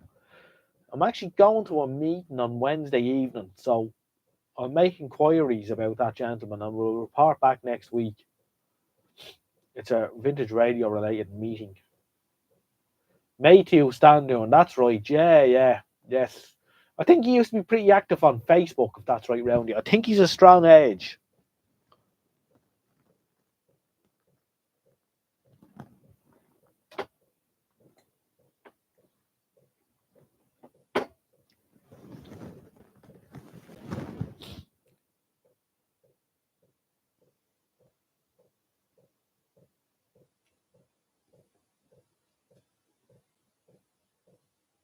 Yeah, I know the fella you're talking about. I'll make inquiries about him, Roundy. Actually, I'll write that down so I remember because of a memory like a goldfish. So I'll write that down and remember to inquire about that gentleman. Because I know a few of them that were I'm going to be talking to a few of them that were mixed up with the Irish Vintage Radio and Sound Society at one time. So they'd know him. He was involved in that too. Yeah. There we go.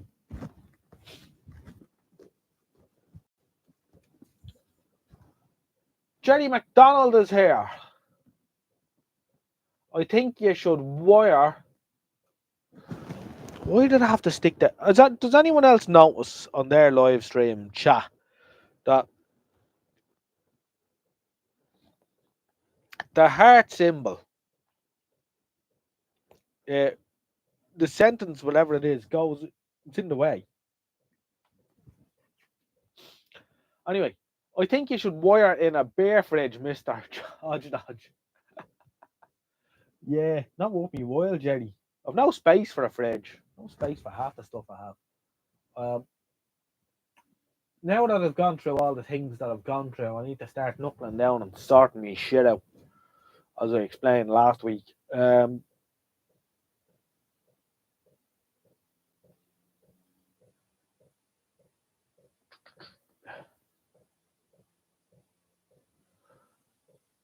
Big Clive also has Jacks on the Isle of Man.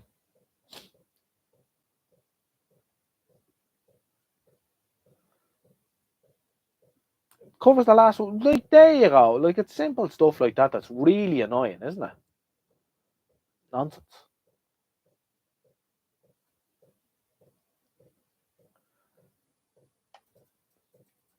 It's in the way, 100%.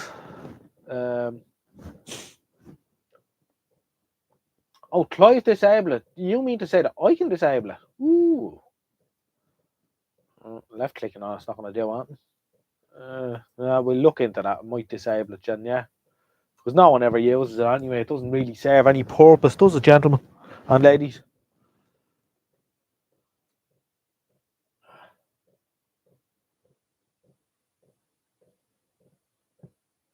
Only the channel owner can disable the heart, Jim.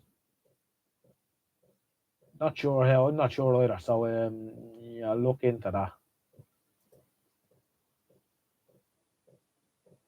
Yeah, it's not. I don't think it's that simple anyway. Which means to say I'll never figure it out. I'm not love to stay there forever. It is a bit of a pain in the arse. You think to move it over or do something. It does go with the show. They've obviously got no one working at YouTube anymore.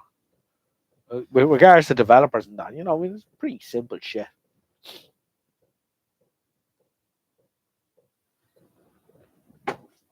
There's no hearts on White Sapphire screen. Let's see if I click it a lot of times. You see a lot of hearts going up through the live chat? I don't know. Maybe it doesn't come up. Where's my phone anyway? Let's see if I can see it on the phone.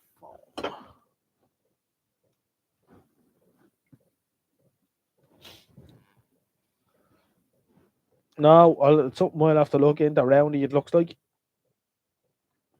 Do.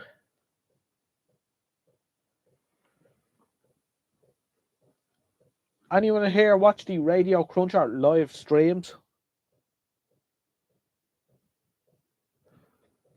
There's another gentleman who I haven't.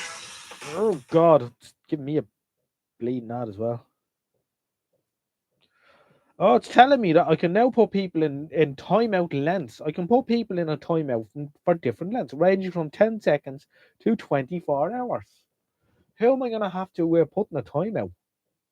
Sort of crap. Oh, no, I don't want to look at that. No, come on. YouTube. Brutal, isn't it?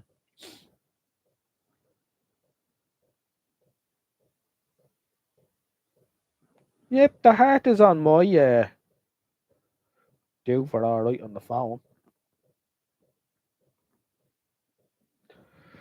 Anyway, it probably depends if you've updated your YouTube app or whatnot. Um,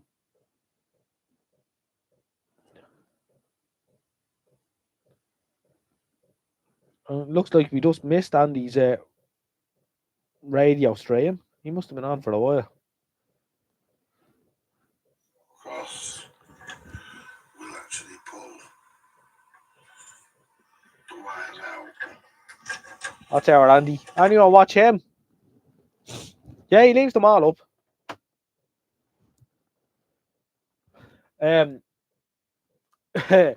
Andy is a very funny man, actually. I had the pleasure of meeting Andy at the Goblin. And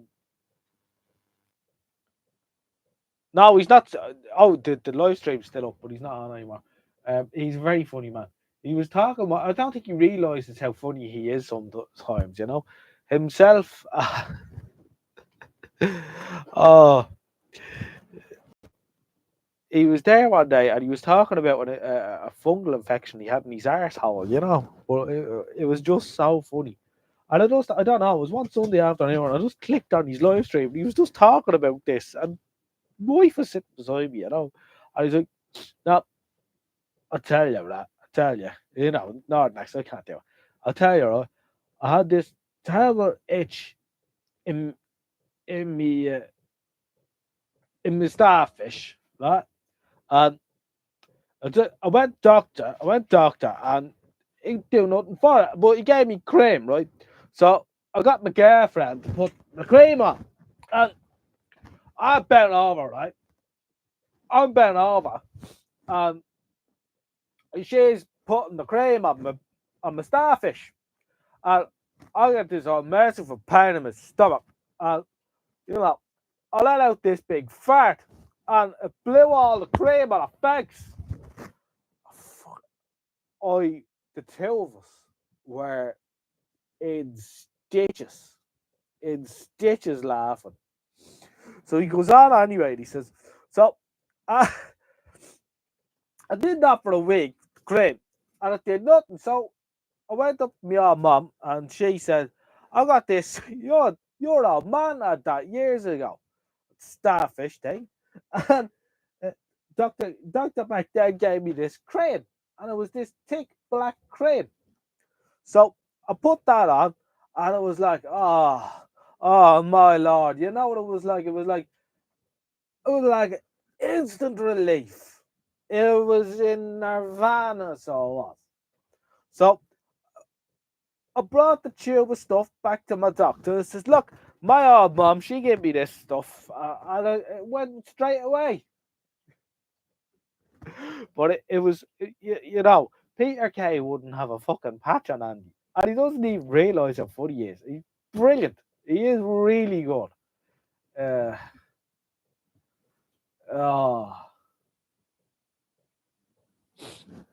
oh, stop.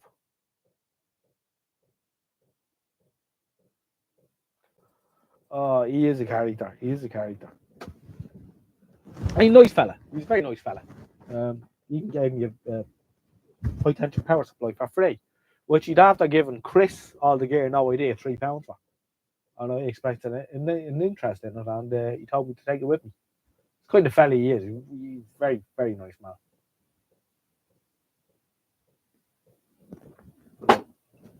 Oh my Christ. I haven't laughed so much in years. And it's just, you know, when you're not expecting, it's cool, there's your man talking about all radio. You click into this. Oh. And he poor Steve there with him, you know. And Steve's there, you know. All right, yeah. At least us, yeah. At least, oh, he's great crack. He's great fun.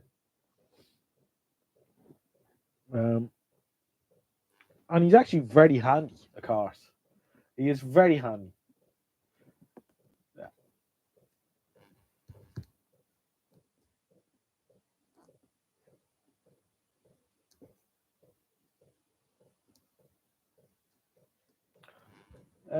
Dennis says one YouTube channel that deserves a notable mention, and Thomas Burns, aka Workshop Nation. He is an expat based in Georgia, so he gets access to so much Soviet kit.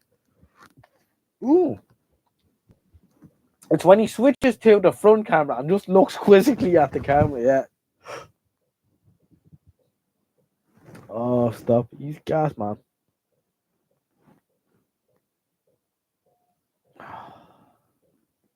Well, actually, you know what? If I find that clip about him talking about his brown star, I'll bloody show it to you. Because it was hilarious.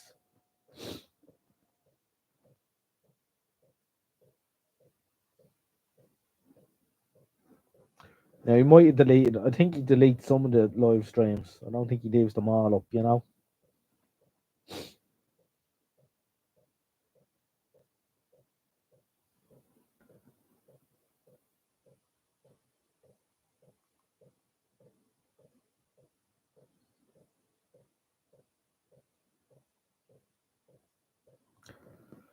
Oh, hilarious, man.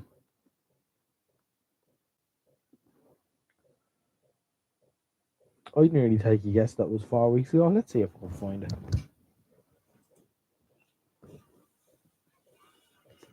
Not seeing it. Guys, and welcome. We're just waiting for Steve to come. I'm trying to throw fuck. it down and we'll go and fucking hell. But I'll tell you what, he got it, cough, didn't it? Fucking hell, you cough as soon as. And I was at my mum's, my dad had just I don't believe it. I just found it. That was quick. bear that in mind. You heard it here on this channel first, folks. Yeah. Go to the Lake District if a computer decides to send a nip on. Yeah, Western Lakes. Western Lakes, and you'll be safe.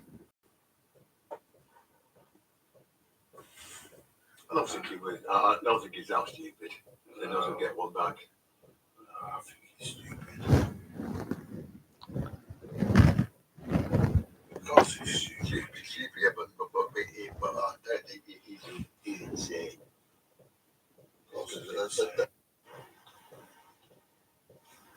Why not write in English like every fucker else? Throw it down in one go and fucking hell. But I'll tell you what, he got it here, cough, didn't it? And I don't know what this stuff was, but like a brownie colour. Here we are. So Mum, can I take this home and try it? Then, well, what it is, he said, you've got a fungal growth, a fungal infection. He says it's caused through not drying yourself properly when you have. Listen to this. This is hilarious. Driver forward, short eye films off the bed, right? Those things, Doctor's handwriting is always bad, isn't it? Your job's not bad when they fucking come to examine you, isn't it? Well, you don't use your pen for that, is it? Or do they, Well, I went to the doctor's once because listen to this. This is hilarious. And it was right on the chocolate starfish. I didn't even get rid of it, don't know what was causing it. But it was right on the fucking, right on the anus.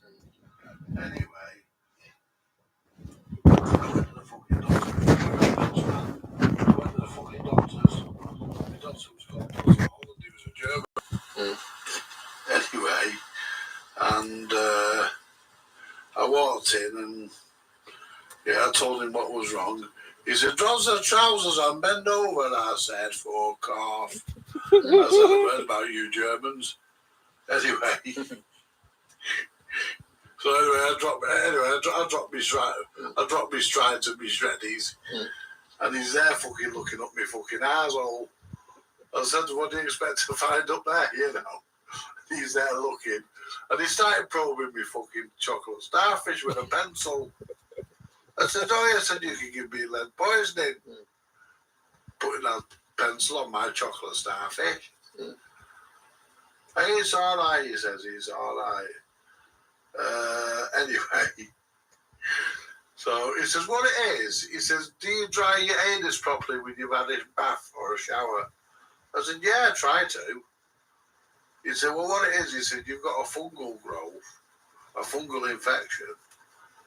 He says, it's caused through not drying yourself properly when you've had a bath.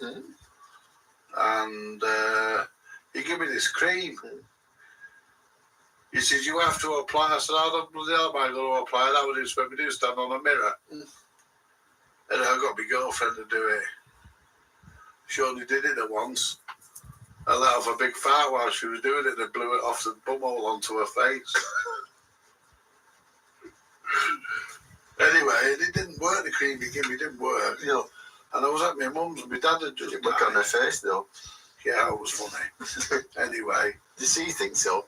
No. No, I wonder why.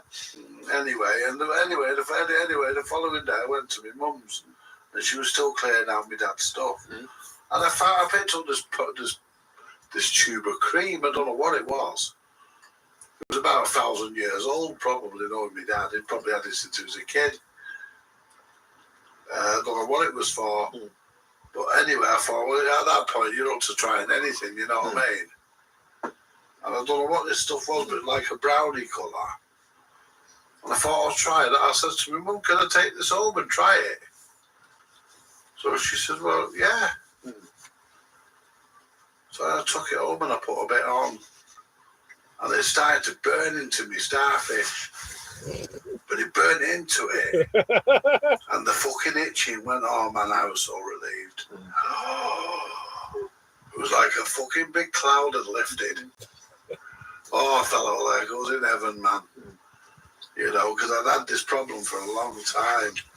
And I felt like I was in fucking heaven. Okay, I'll tell you what, I guarded that tube of cream with my fucking life until it ran out. Fucking right I did. And I even tried to find out from the doctor what it was and nobody knew. Because it had nothing on the tube, it wore off, you see. And there was no cardboard box with it. And it wore off the tube, we don't know what it was. And the doctor says, he said, I took it to show the doctor. I said, that cream you gave me to put on my anus, I says, it didn't work. I said, but I've tried this stuff. He says, what's that? I said, that's why I want to ask you. It was about the colour of the top of that back there. It was about that colour. This stuff. Anyway, I fucking lost it eventually. The itch went and it's never come back since. But man, that stuff, it was good, whatever it fucking was. I don't know what it was for. I don't even think my dad could remember if he was alive what it was for. It was that old. But, you know, fucking, they always used to say, didn't they, the things that looked disgusting and tasted horrible were all the stuff that worked. Right, I'll leave that there, but... Yes. That had chloroform and everything in it, didn't it? Yeah. All sorts of shit in that, but it you know, you had to treat that like a double scotch. You know. Throw it down in one go. Throw it down in one go and you fucking hell. You know, I'll tell you what, you've got to do. I'll tell you one thing. I don't care what anyone says. I think that is simply the funniest 5 minutes of anything that anyone has ever said, ever. Brilliant, man. Though. Brilliant. It's hilarious. Anyone who doesn't laugh at that is on a different planet. No. He probably didn't think it was funny at the time, of course. But I mean, Peter Kay wouldn't come out with that. Oh, Remedy says you wouldn't see the likes of that in Top Band. Oh, brilliant. No, I thought that was incredibly funny. We have Kerry Schaefer here. Good evening, Kerry.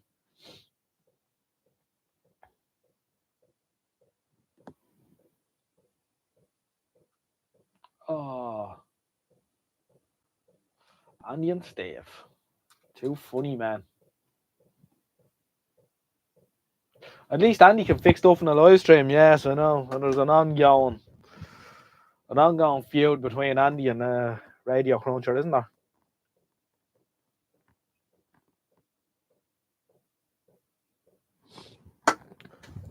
And yes, I don't fix that in a live stream, George, but I make it quite clear that I've no interest in. I'm not that talented. Oh.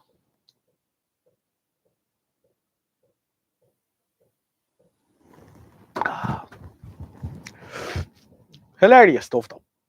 So here we are. This stream is not about that. No, indeed, it isn't. Fixing stuff in this stream will get well in the way of drinking cans and talking shit. That wouldn't be in keeping with the thing at all.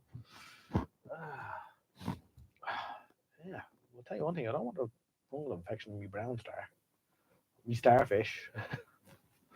Starfish. Brilliant. Let's see. Let's get back into the chat thing. If I needed anyone to fix a mech deck or jukebox, I would get Andy to do it. Turn the mic around. Oh, the mic around.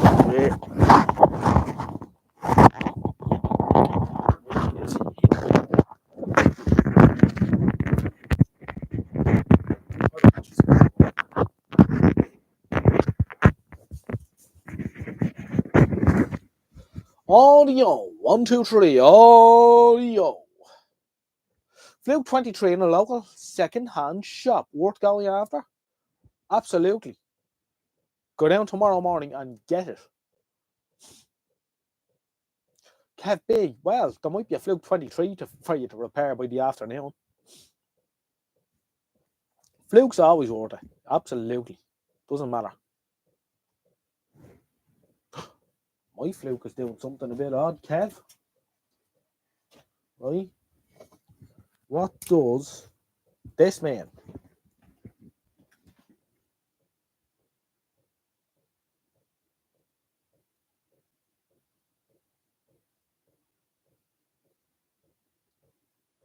That can't be good, can it? I started doing that a while ago. It did get wet one night, and I thoroughly dried it out, and then it was working okay. And then I started that shit.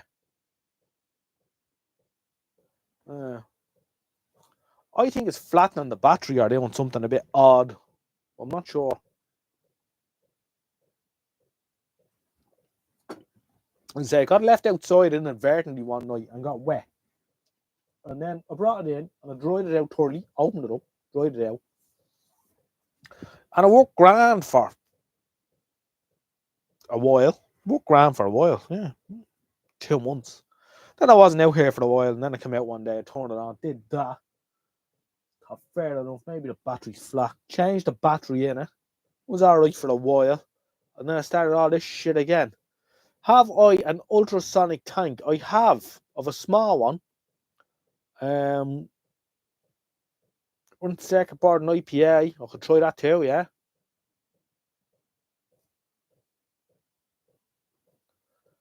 Take LCD off and bath it in the IPA. Okie dokie, Kev. I'll have a go at that for 15 minutes. In the ultrasonic tank. Put IPA into the ultrasonic tank and bath it in. Yeah, I can do that. The PCB, not the LCD. Ah, yeah, I got that chipmunk, yeah. I will see how that end, alright.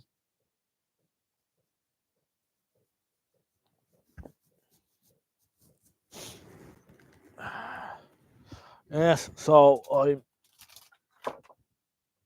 down to using this one now. What Fluke multimeter have you got that cost you €800? Rob's radio channel. I must say the 25 was the steal of the century. I paid €150 for that.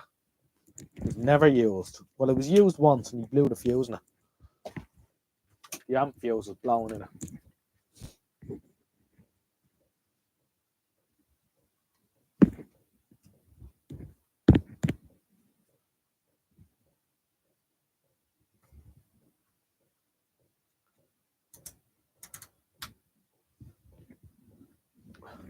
Mike Gardner says he had to clean the zebra strip on his Fluke. Dear, oh dear. Like, this is a family channel. Maybe corrosion was built up inside your multimeter logic. I could have.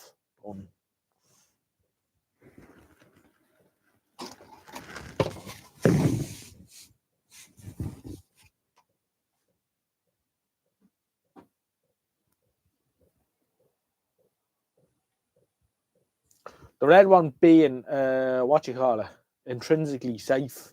I take it, George. That means it's covered in goo on the inside, doesn't it?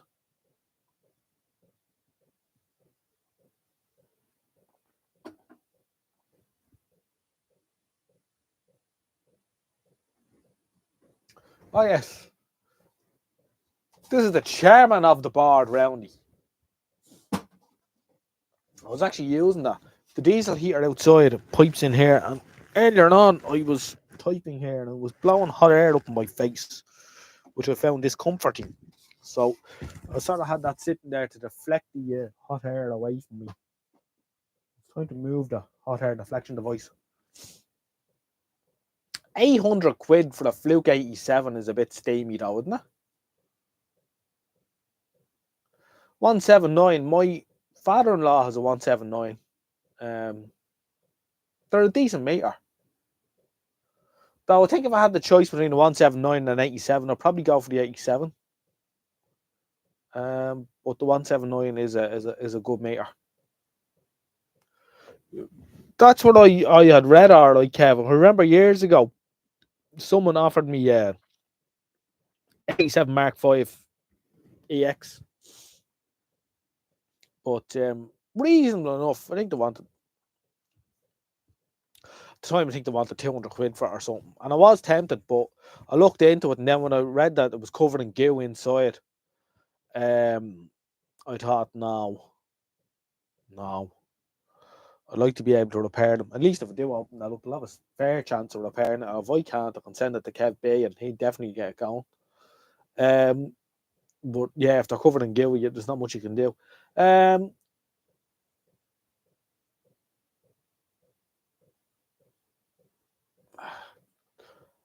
Roundy Mooney's going to have to make more shelves. Yeah. No, I never paid that kind of money for any of mine either. The 83 Mark III, I got that because the input jacks were broken, as I'm sure Kev B is well aware, that where they break off. And I used some wire to repair them. So I don't think it actually holds its cat rating anymore. But it's worked ever since. I paid €50 for this, €55, something like that. And I've had it for years. And I absolutely could not fault it until now. But I've had it 7 or 8 years. Then I got my Fluke 29, which is an odd one. I've talked about these before. Kev B probably knows all this.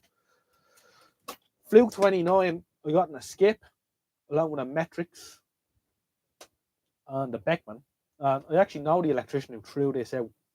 And all that was wrong with it was that the switch had got dirty. So cleaned it up, stripped it all down, cleaned it, put it all back together. And it's a really nice meter, Fluke 29. And there's not much reference to 29s. They're pretty rare, I think. So it's a nice one to have. I wouldn't let go of that either. So, yeah, like the 29. And then, of course, the Fluke 28. This is the most expensive one I ever bought. I paid €150 for this one. Right? Have the wrapper. Have the lids, the nice sexy lids with it. Have the book. Have the cover. And a few bits and pieces. The thermometer probe. Really nice stuff. And then from our good friends in China, when the Chinese started making Flukes out there under license, I bought this 12E. I like this. This is a nice meter. I like this. It's a little bit slow, fractionally, but it's got a nice big display and it lights up really nicely in the there. Look at that. Isn't that lovely? So that sees a bit of use now and again too. Then other Fluke meters are the Fluke 10. Fluke 10. What else have I got? Fluke 110 with the broken knob. Kevy sent me a knob for it, but it didn't fit, unfortunately. But we will find one eventually. Yeah. So I have a couple of other Flukes. Of my father-in-law's Fluke, which he got out of IBM, which is a 8020 or 8040 or something like that, handheld one. Yeah. I'm sure of a few more as well. But I wouldn't. I was asked a while ago would I sell one of my fluke meters, and I wouldn't because I'd probably let go of an Avo before I let go of a fluke because they all mean something to me. If you know what I mean, I'm a bit sentimental about the fluke meters because I remember the time when digital meters were very expensive and fluke were unobtainable, and they were just a wet dream. And the first fluke meter I ever owned was this 110. And that's why, even though it's got the broken knob and it doesn't work anymore, although it does work if you turn the doofer with a screwdriver. A mechanic I was serving me time with gave me this one. And it was the first decent meter I had. And it just, yeah, super. Really good little meter, Fluke 110. So I can't let go of that.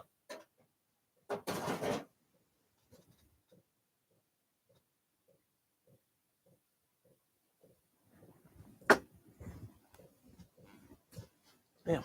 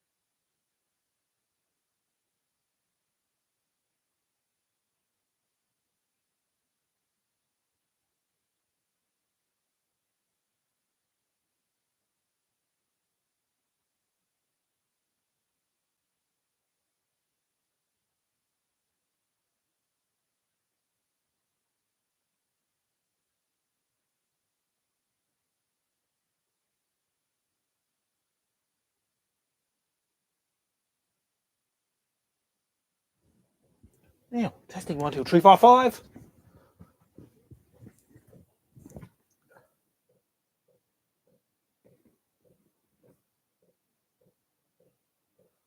Oh, that's a bit weird. You've got 2.8 ohms in the meter itself, and it's not the leads. That's not great, Roundy. Yeah, suppose you can use the rel function, alright, but I don't like the sound of that. Not that it matters all that much. It's 2.8 ohms between friends.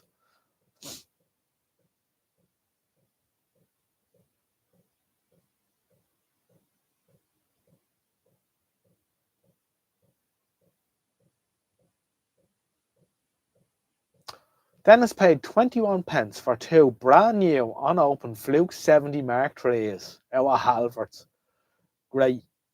I got the Gunson ones, and both Flukes have worked flawlessly until today, but I thought I'd check the battery, and now I found a dry joint on the battery clip. Oh, back in the 70s, I had one of those White Sinclair digital meters with a slider switch. Oh, yeah.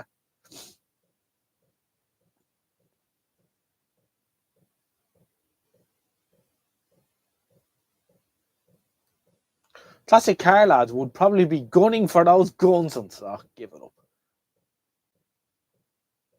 I have one of those Gunsons car meters, alright. Does the dwell angle and all that shit. We'll see if it works.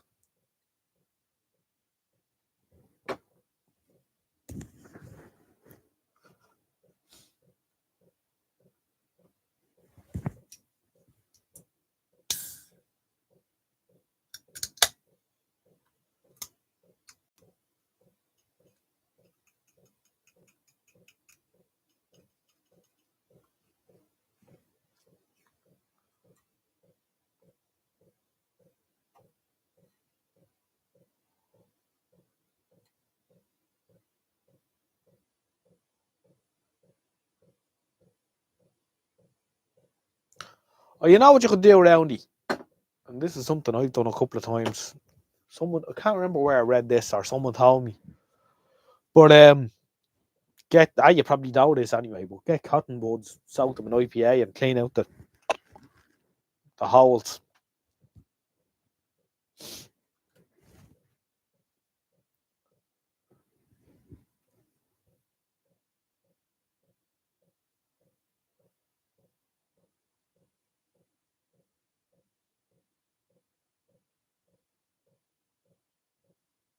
That's a bit odd, alright. They go high resistance and they haven't been used for a while, but then they're okay. Strange one.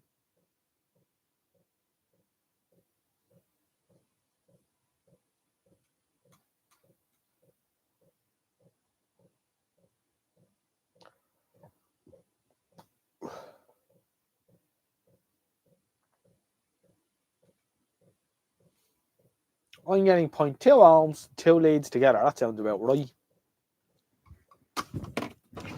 Let's see what I get here with my Fluke 28 while I have it at hand. Woo. Oh yeah, tell you something else my Fluke 28 does that no one else's meter does. Jerb, jerb, jerb. You know what I'm going to do. Some of you know what I'm going to do next, don't you? Yeah. Yeah. The screen's a bit bright, but it glows in the dark. It glows in the dark. Ain't too many multimeters glow in the dark.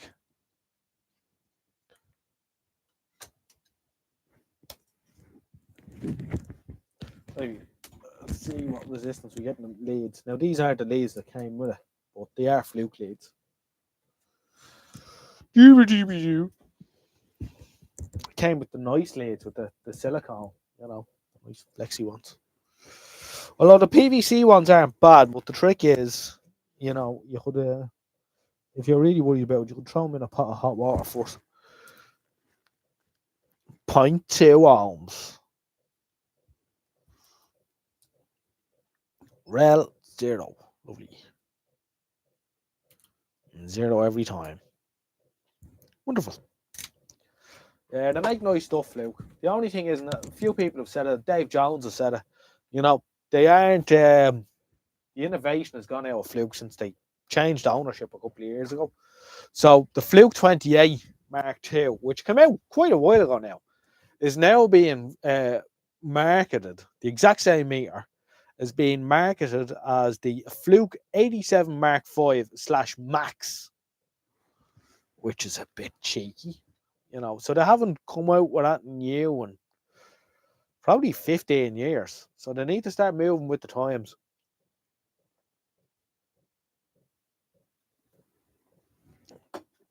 You know, the likes of Gosson and all these Keysight and all are coming out with lots of stuff.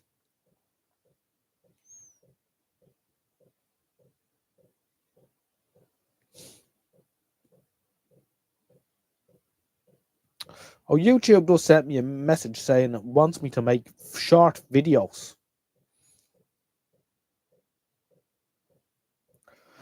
Yeah, they want us all to be TikTokers now. Maybe I'll just start TikTok instead.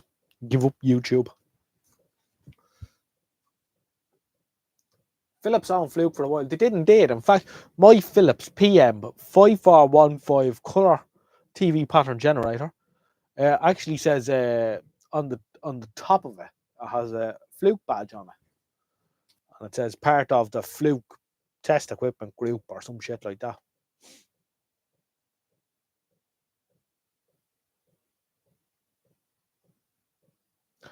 The biggest challenge to them is the Chinese when you can buy handheld scopes and SIGGENs for buttons indeed.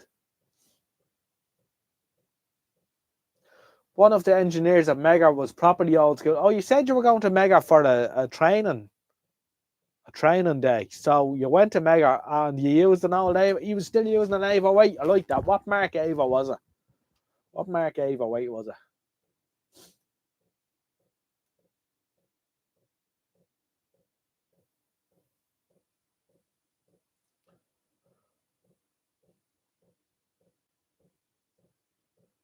A dishwasher ought to bring it up. A Mark 5. Ah, yeah, lovely. Yeah, I like the Mark 5. A lot of people like the Mark 3.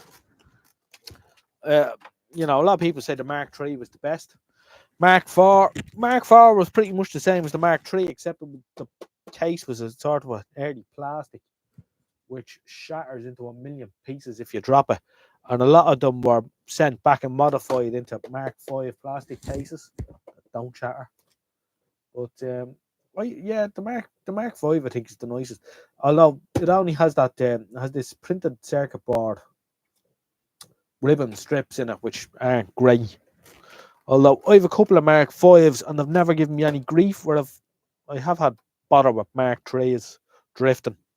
The bobbins take in moisture and drift and value and so on and forth. Whereas it doesn't seem to happen. The Mark V is all thick film units. It seemed very stable.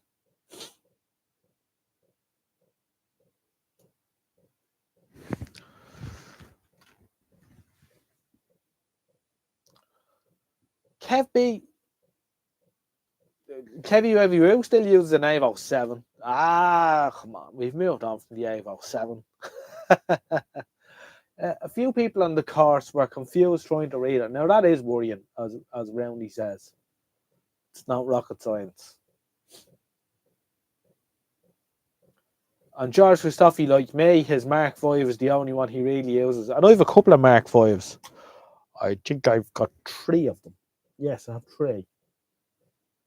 And I'd go to them before I go to the Mark III. Although I was recently gifted a Mark III, which was used in the Post and Telegraph as their number 8 meter. And you can see where someone has judiciously tried to scrape off P and T off it. So it obviously got liberated over the wall at some stage. And this is okay, actually. It's a little bit out on all readings, but not enough to be, to affect anything I'd be doing as such. I don't know. The Mark III, it's just, and the earlier ones like it, are just that bit heavy. The knobs aren't as nice to grab and turn as I like the way what I like about the 8 Mark V is they have these flat knobs that are easy to grab and they just turn nice. Whereas the earlier ones they're just not as nice to work with, I don't think.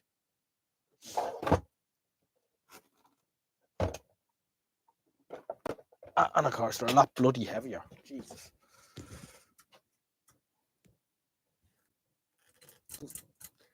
Not just quite as nice to grab, Would still certainly have their place. I like them all. But I wouldn't think too much about selling one of those or giving one of those away than I would about Fluke. And Flukes are the ones I'm particularly attached to.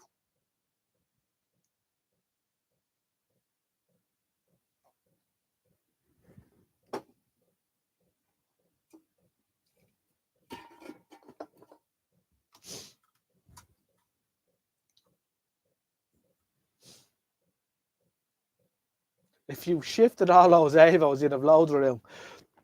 Yeah, they've been sort of multiplying, but I've been trying to interbreed them with American stuff, the Simpson, but they don't want to crossbreed.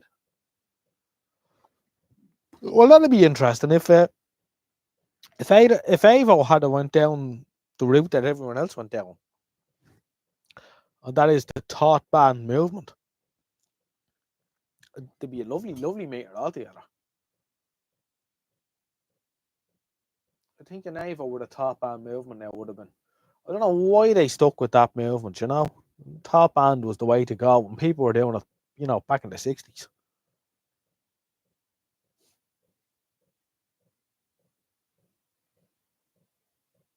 A Model 40. I've two Model 40s. I have one Model 40 anyway. And it's a nice meter, alright. It's in lovely condition. I don't think it's in much use.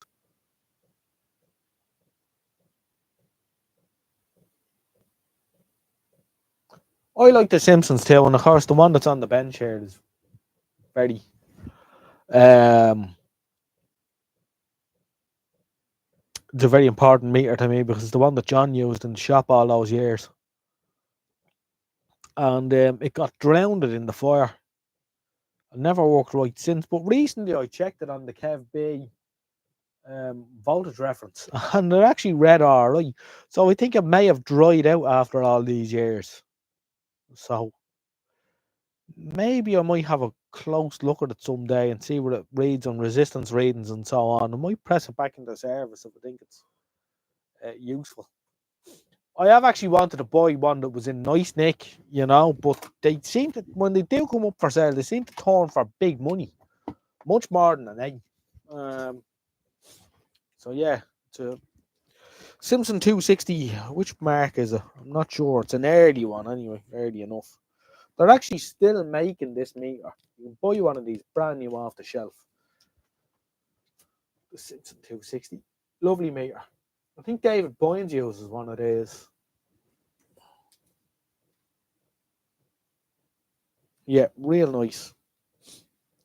And it was more than once as a young kid up in the TV shop, I heard a pop, a crack and a pop, and the little pop out popped. Oh, the cap still charged. Yeah. But surefire safety trip. Alan Horst is away to bed. Good night, Alan.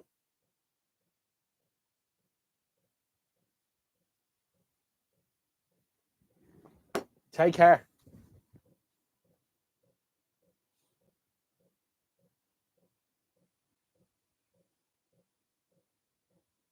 I'll catch us on the next one. All right, Alan. Good luck for now.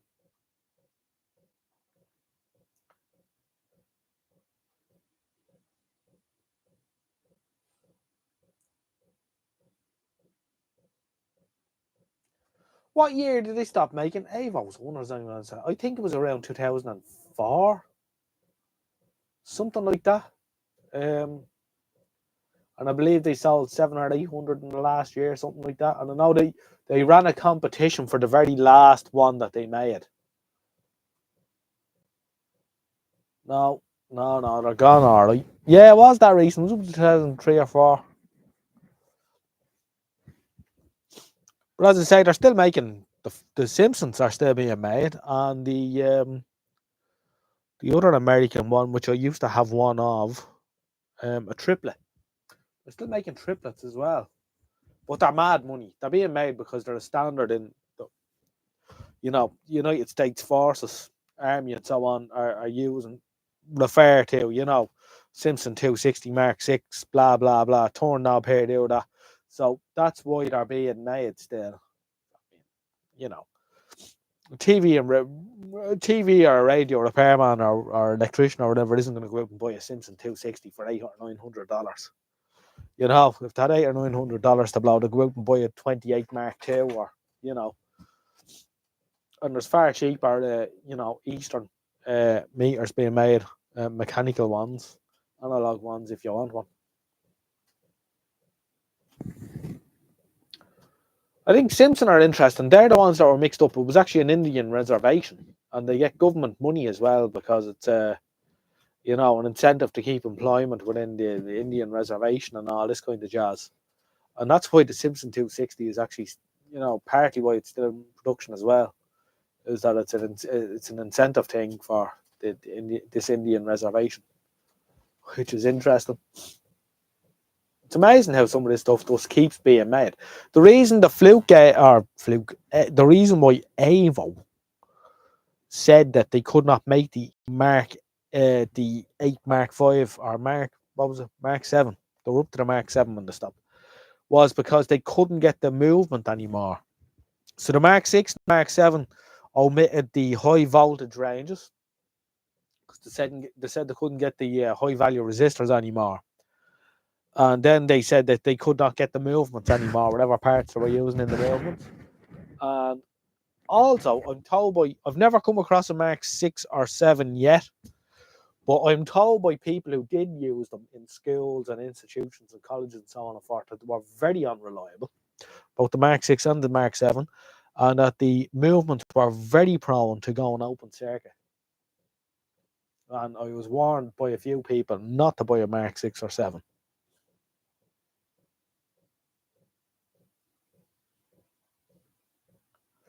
Sci-Fam, I think you're right, yeah. I've seen that name inside Avo's, alright. Yes.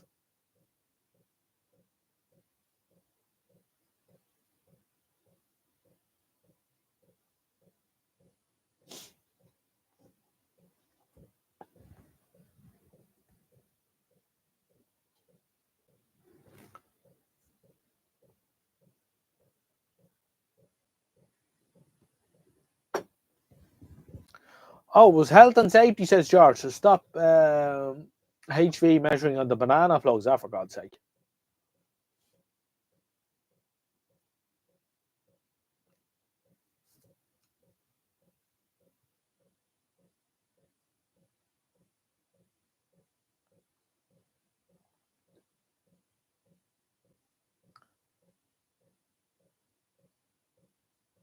Don't plug them into a banana then.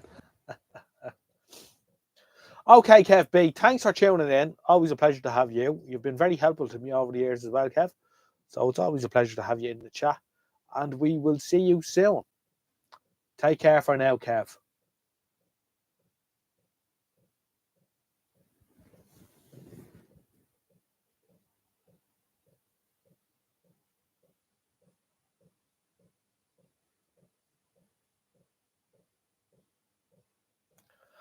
Um, 3,000 volt on your military Avo. Well, so is mine. The Mark 5's 3,000 volt as well. You'll probably have a Mark 9, is it? Which was a Avo 8 Mark 3 with the 1:310 scale.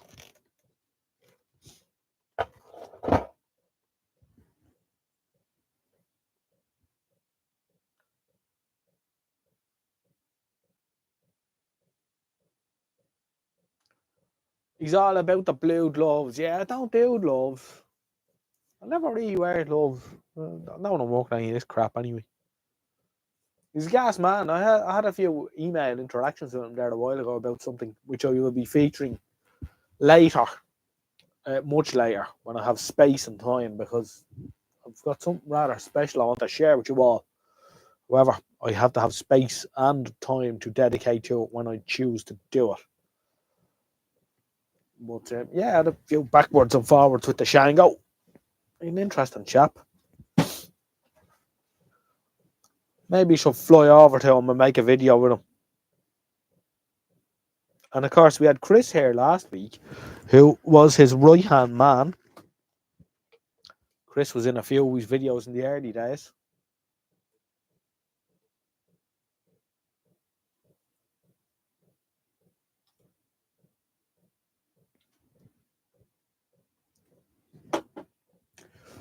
I will give you a forewarning that I will be going to bed in the next few minutes.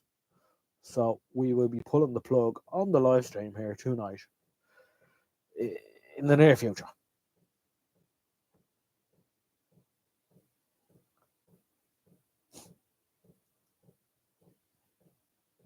Ah, George Stuffy's obviously a night owl, but I am not. I have to go Christmas shopping tomorrow, of all things. Would you believe that? But however, it has to be done. The cans are nearly gone. So is his wine. I actually have plenty of cans. The last time I was up the north, I sort of did a raid. So I've got a stockpile of cans. I don't drink that much. In fact, the only time I drink these days really is when I'm on the live stream, and then even then I don't. Big drinker, because you never know what might happen. You might have to go out somewhere at late notice, short notice. So there isn't a bus running past my house, unfortunately.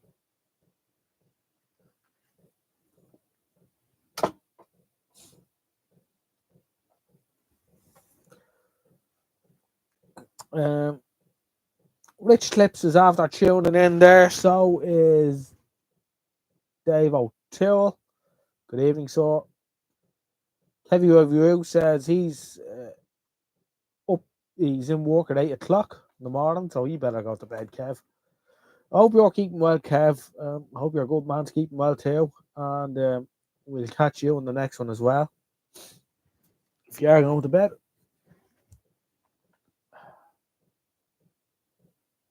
Are you doing many restorations these days, Kev? Are you doing any TVs or anything interesting?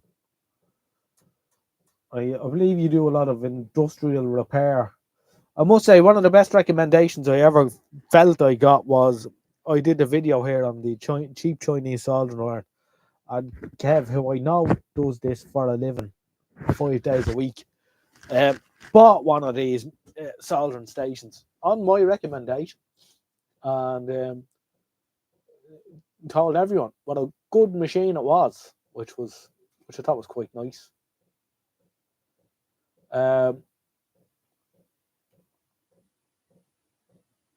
Yeah, wonderful bit of kit.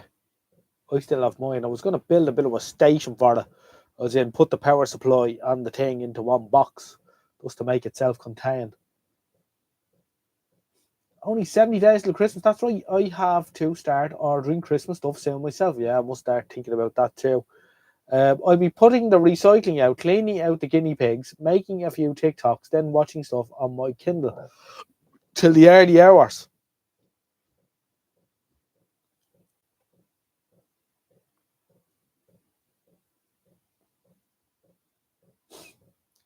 And I can't get me Thatcher cider until my car's being MOT'd.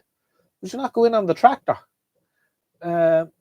Halloween before Christmas, as Rob rightly says. Sorry, Soleil, I have been in hospital for a week. So, talking to you from a ward. Oh no! We all send our best wishes to Rich Clips, and we hope you get well soon, sir. And I'm sorry, we're about to knock off. I feel bad now, but we are about to pull the plug tonight. But we do wish you well, sir.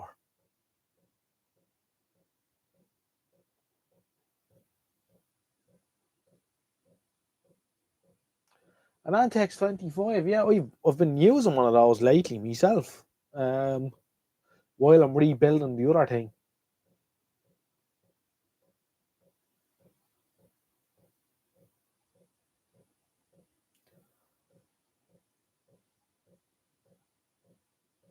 Rich Clip says, thank you. Just glad to join for a few minutes. Oh, no bother at all, Rich Clip. So we were talking about, earlier on, we were talking about forums and things like that. You know, a couple of the forums, I suppose, are, you know, under threat of closure due to the cost of servers and stuff like that, and through lack of use, which is not good. So, yeah, we were discussing forums and stuff like that. And 50% of our viewers said they will be happy enough to give a small fee towards Vintage Radio forums and so on to keep them alive. And 60-something% of our viewers actually use forums. Some of them do not use any forums. And yeah, it was just quite interesting. We're doing a bit of market research and just trying to figure out what way the land lies. Because it's hard to know. There's so many Facebook groups and stuff like that. You know, things are changing all the time.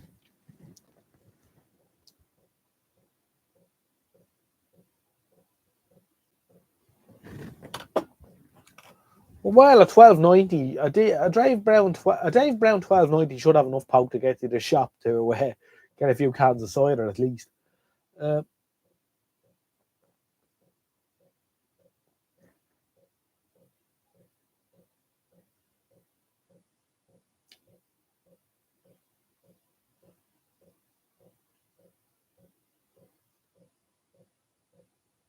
Never got on with the guns at all. Yeah, tried a couple of them over the years, and I just no. I always thought they were a bit Mickey Mouse.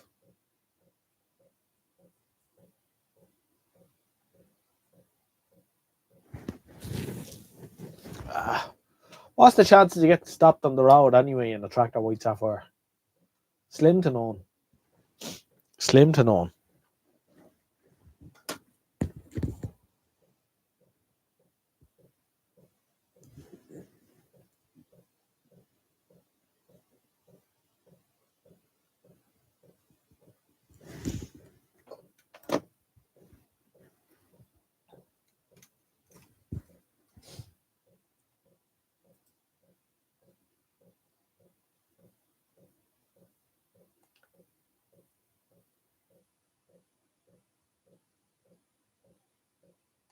Well, our PS3 day, lovely stuff.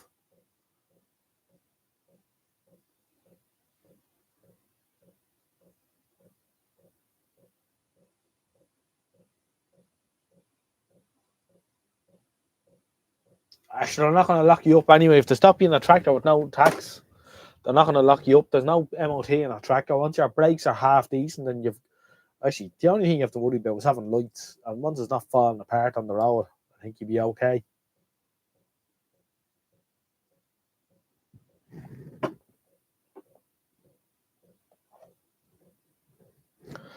There's plenty of them around you, all right. There's a few up around Dublin and that too, and your North County areas, your go out Rush and Lusk and that. And I know one particular fella out near Rowlestown who drives in and out to the pub every day and into he goes into Swords on the tractor once a week and all that kind of crack. Rich Clips just gave us a donation of £5. Thanks very much, Rich Clips. That's greatly appreciated. Greatly appreciated, sir. Thank you. I've seen Glasslinger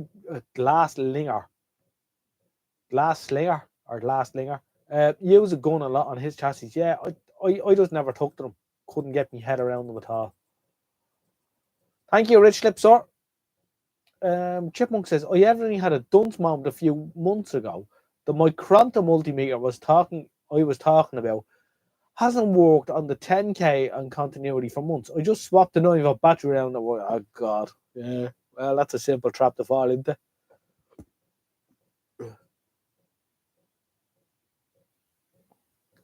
Yes, I can imagine. Hard times as prices are going up so much. Get Patreon. Patreon sounds like a pain in the arse. I know Radio Cruncher has Patreon. The Chipmunks after throwing me £2 as well. Thank you very much, sir. Thank you. That's great. No, these are very good lads. Thank you. These are far too kind. Fair play.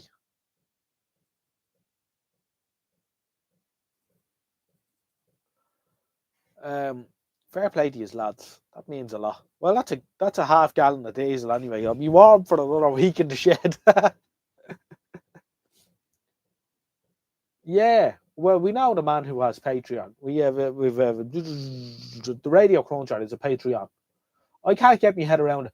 George, you know more about the Radio Cruncher thing than I do. Could you give us a brief outline of how that works?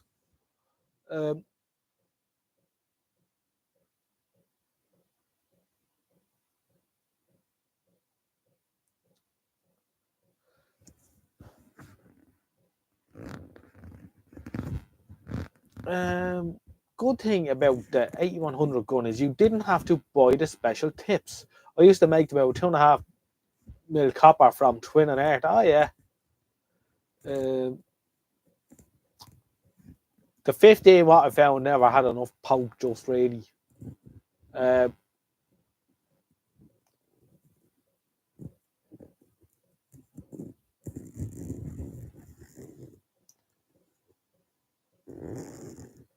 Obviously, Michael wasn't the only one to do that.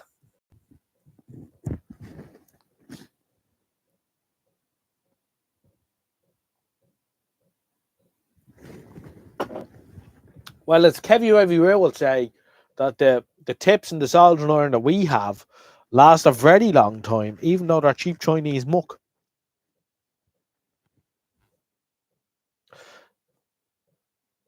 Okay, so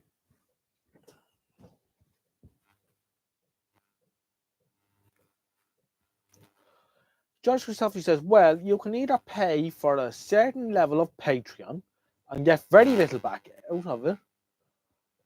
You can send money by Stream Elements. Interesting. You can be a channel member and have your name in green.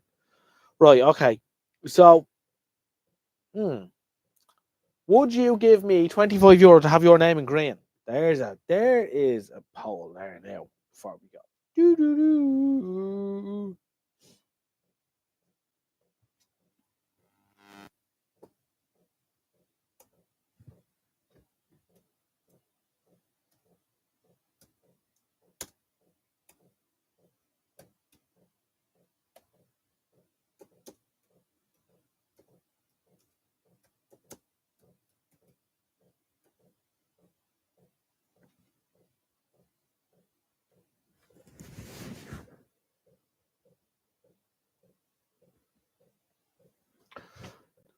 Do do do do do do do do do do do. Oh. Do do do do. Oh. Do do do do do do do do do do. Do do do do do. Blue. Oh, Roundy Mooney's a now so.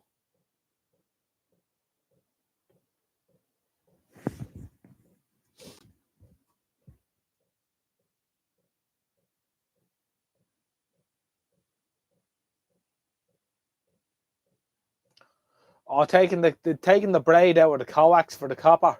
Yeah.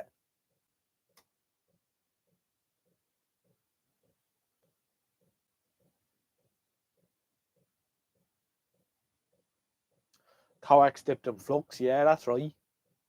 The modern coax is more to ship for it though.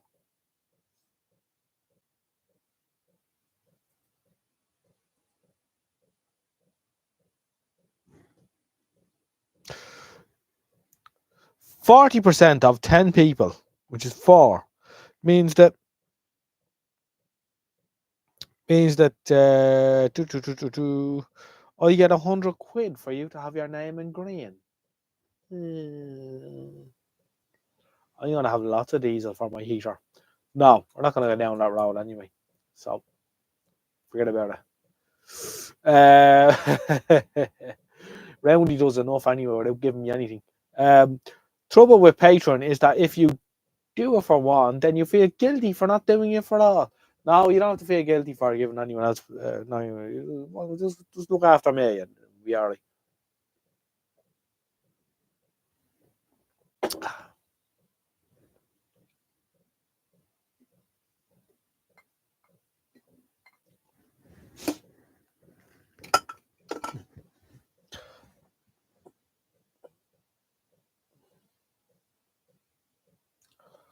George Christophe says, put it this way, for $2 a month, you can get a full electronics course from Paul Carlton, a bloke who knows how to fix things.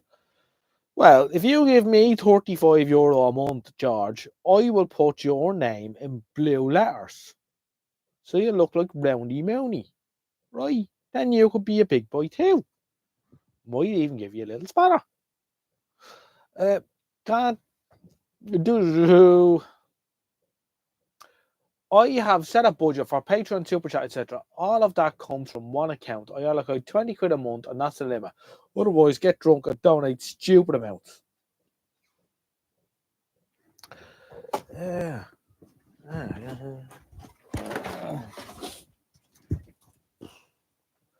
Chipmunk, do you want a drink? Listen, we're having so much fun. I'll have another can and then I'll go into bed. So I'll stay here for a while because I know George will be only looking at his Kindle or whatever. So I'll stay up for another few minutes and I'll go in then.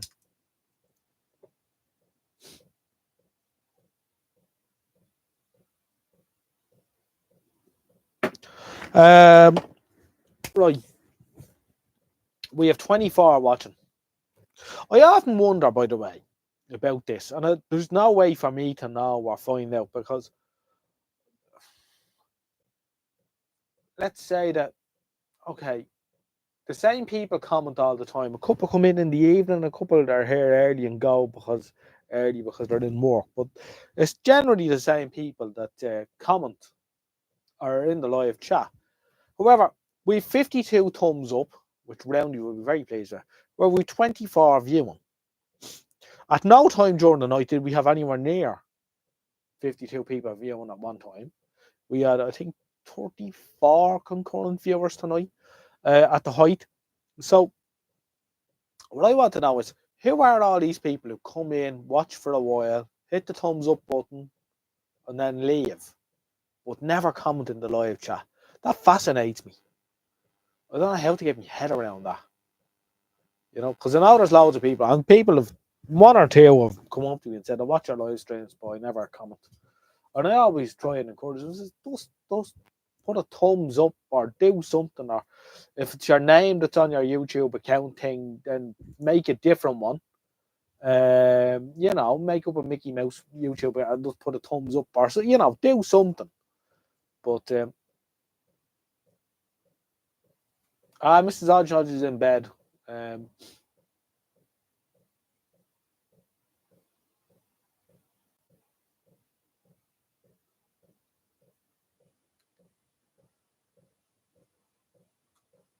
Now, let me get back into the live chat here. I have set up. Oh yeah, I read that. Sorry, Chipmunk. I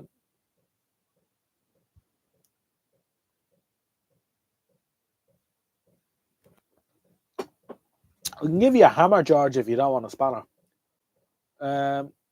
Paul is great, but he takes a long and methodical route to it.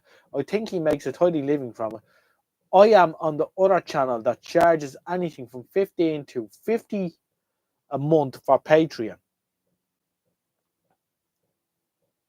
I am on another channel that charges for anything from 15 to 50 a month for Patreon. Not worth it. What channel is that, Round? You don't have to answer that. It's your own business, but just curious. Seriously, I have no cash flow control. If I have money, I spend it. I've known a few lads like that over the years, and it's not a bad thing either, because a friend of mine, in fact, a very long-standing friend of mine, well, now is the longest friend I've had, because others have died and stuff, and this chap I've known for at least 20 years, and he was the best man at my wedding. He has no control over money. He has a good job, he earns a good wage, and he's the kind of fellow, a body like this Chipmunk, he's the kind of chap who, if he went down to the pub on a Tuesday afternoon with 100 quid in his pocket, and he 6 points and 2 shorts, and he did 3 or 4 €10 bets, and he walked out of the pub with tenner in his pocket, he'd have to go up to the bookmakers and just put it on something he knew was going to lose. Because if he went home with any money in his pocket whatsoever, it was a shit day out. And his explanation of this was, there's loads of fellas up in the graveyard who'd love to be around that had no money or owed a few quid. And he's probably quite right. No point taking it with you.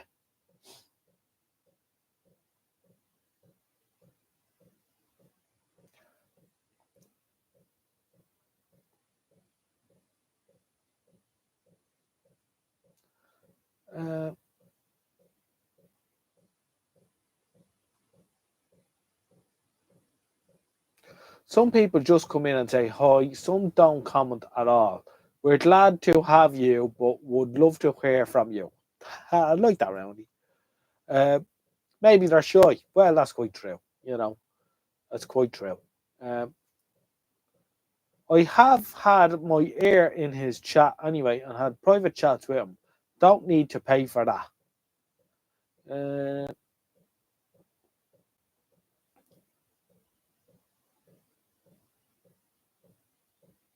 Another niche interest, JJ. He isn't even that big, but he's greedy. Okay, all right. It's your own business. I don't mean to be too nosy either. I do be curious about such things because I don't understand really how these things work.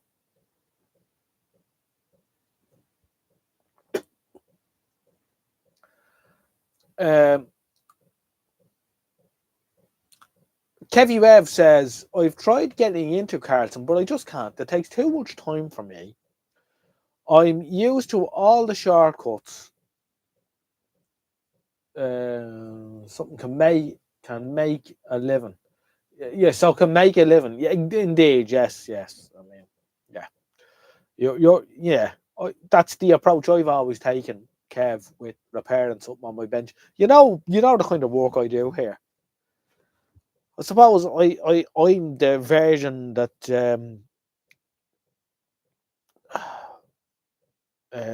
Chas Miller used to write in Television Magazine and wrote many books on vintage radio repair because that's what he eventually went into. But he used to write in Television Magazine. He used to do a lot of articles in the style of Les Lowry Johns, in the sense that he used to, funny things and whatever. And he had this alter ego that he used to write about called Ike Bodge.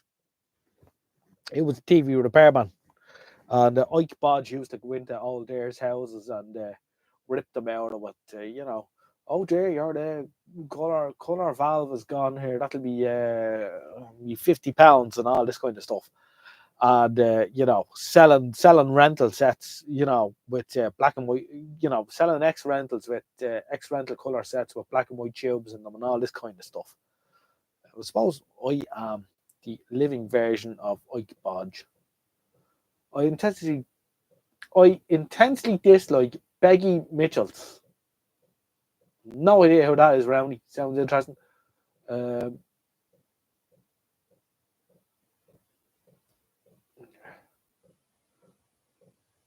the one that is turning me off at the moment is Learn Electronics Repair. It was started eBagging. Learn Electronics Repair. That rings a bell, me.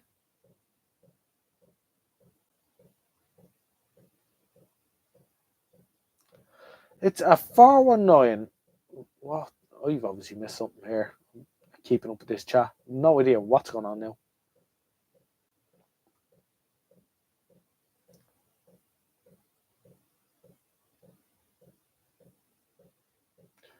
Marcus F wants to know, can you sing to a few tunes to the... Yeah, alright, Marcus. Mr. Carlton can be a bit patronising for me, but I still think that the benefits are justified for the price. He is teaching, though, not fixing for a living.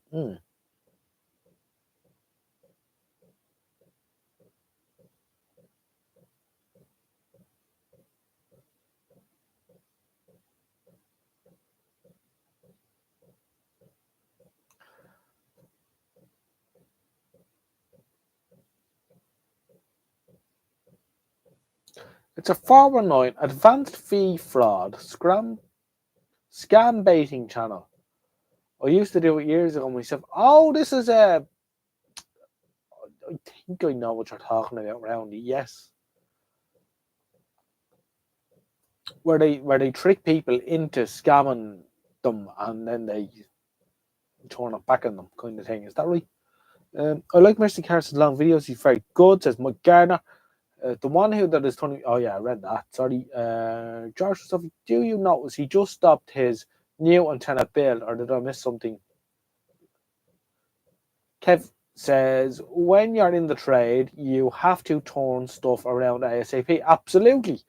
Oh, that's, when I was with John in the TV shop, I never seen him, changing all the caps in the Corner 3000 because, it's working out the gate.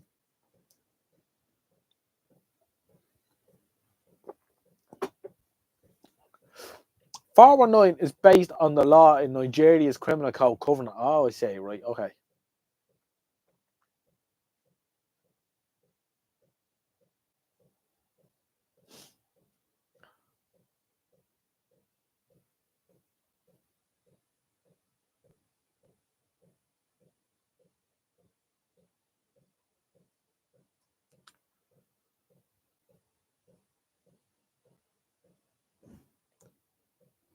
George has a Patreon account. Yeah, it's been... People have said to me over the years, do a Patreon. But then, to me, Patreon would mean I'd have to spend even more time out here, because obviously, if you have a Patreon account and Patreons, you're going to have to produce content for them over what you're doing on YouTube, which I barely have time for anyway.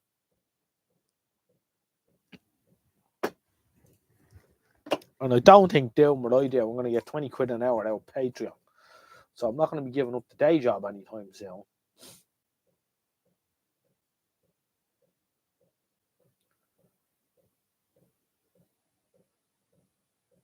Good night, Rob.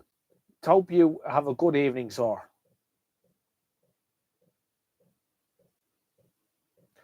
George says, I want the straight to the point fits if I can, because I want to fix stuff, but sometimes it is useful to have a refresher on the basics.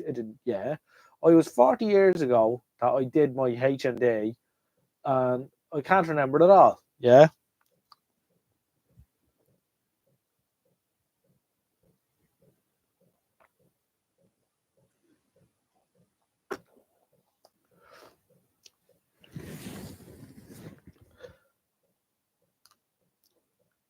Chipmunk says his mother got ripped off for a rewire before he moved home from the US. When he got back, the utter bastards had simply replaced the accessories and the first 3 meters of cable and the fuse board. Oh dear Lord. That must have been a right mess, Chipmunk. Kev says there's a certain amount of look ahead with TV repairs in order to avoid a bouncer. Yes, indeed. Yeah, and he used to know them. One in particular was one of the main sets he rented in the 70s and well into the 80s was the Bush A640.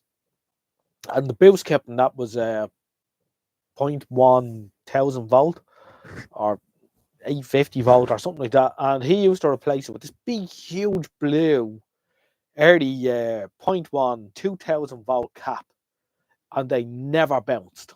They just sat out there, brought in £15 a month for years and years till the tube bought out.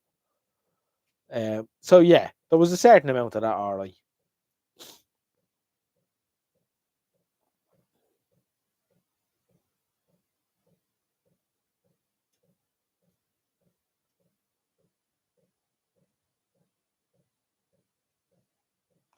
Good night, Ray. Take it easy.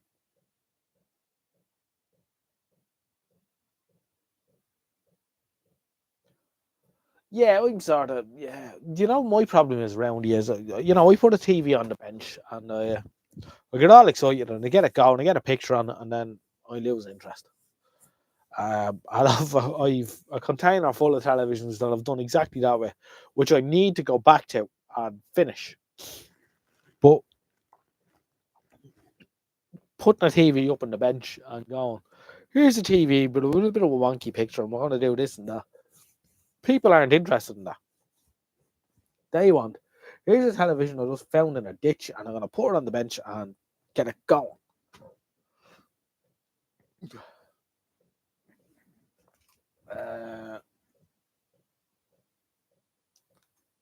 Now, let me get back in here and see what's going on.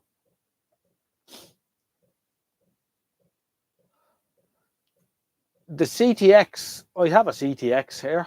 I don't have a G11. I had a G11 for about 12 minutes. McGill Woolcraft Ireland. IJ, do you know much about Coaster brand? Was it different to KB? No, it wasn't. Coaster brand is KB. I'm trying to date an early 80s portable black and white that just says Coaster on it. That's a KB. Who I think we're tied up with ITT, but someone from the UK is going to answer that question.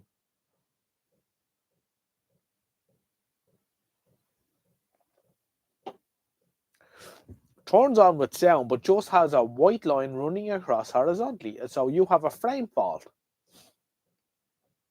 Do not turn it on anymore, as you risk burning a black line into your screen. So,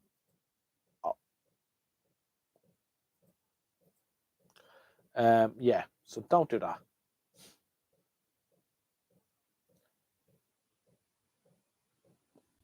Good night, Kev.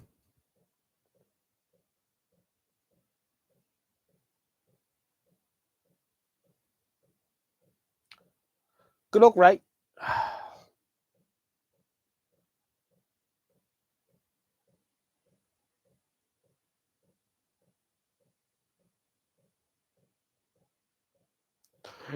Chipmunk says, I wish Shango would do more of the proper repairs rather than I'm going to kill this one. Yeah, he is fond of killing televisions as well, alright.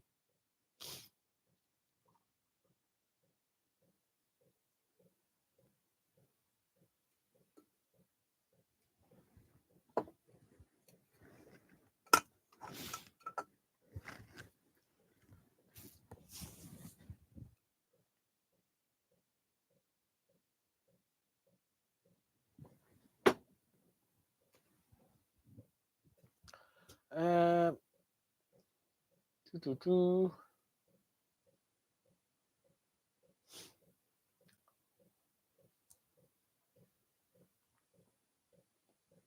love the A823 and the Deca 30, says Leslie Diamond. So easy to prepare today. I have 4 AA23s here. I have no deck of 30s.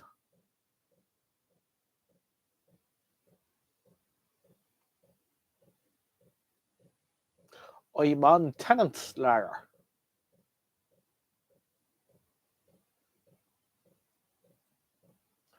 Yeah, Kill Electronics is different. There is actually a channel. I remember coming across it years ago. And it's a young fella. I think he's down in Australia or somewhere. And this is a bit of an odd one, George. But, different people and different. It's people who get a sexual kick out of damaging vintage electronics. Yeah. And this young lad was at, he put on a pair of ladies' boots and, he stick his boot through a television screen or something like this. And people were saying, oh, yeah, it's really sexy and all. And one chap sent him a PX4 valve, brand new in the box, to watch him stick it under his boot and squish it. It was an odd one. It's 5 or 6 years ago since I've seen it, and I wouldn't even know how to look for it now on YouTube. But yeah, you could probably, I don't know, if you've stuck in vintage electronics destruction or something, you might come across them. But it was a strange one. Strange.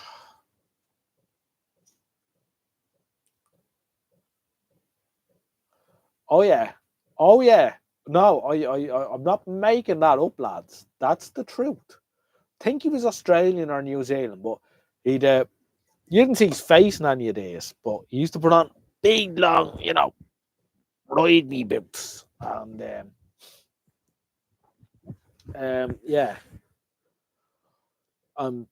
These other weird young fellas who were into this kind of stuff were like, oh yeah, I'd love to see you around my leak amplifier. And,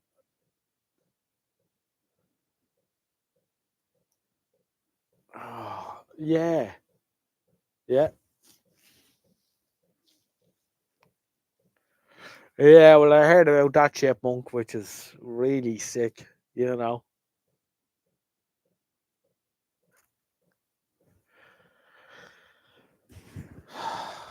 Yeah, it's frightening what people get into, you know. Just, just go out, have a few drinks or whatever, and get stick it in whatever you're into, fire girl or whatever. Just grab some person, who's willing, by the way, and get rid of all that nonsense out of your head. Anyway,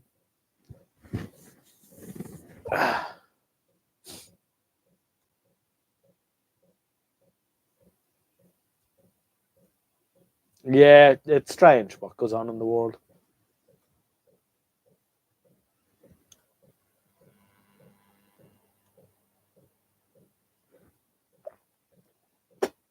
No, it had to be the genuine arty. Like, these lads who were collecting stuff. You'd be like me, sending me torn 3500 to New Zealand to watch a man put a dressed up with his boots on to put a brick through the front of it. And I'd be there all excited and me gaff watching this. Just weird. Your man did smash up some nice stuff.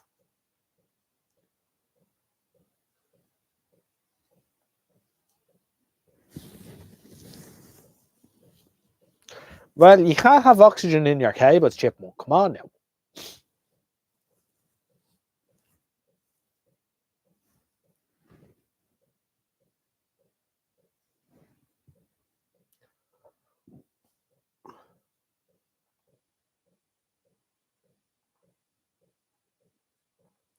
The old audio pairs, yeah. It's unbelievable what people get into.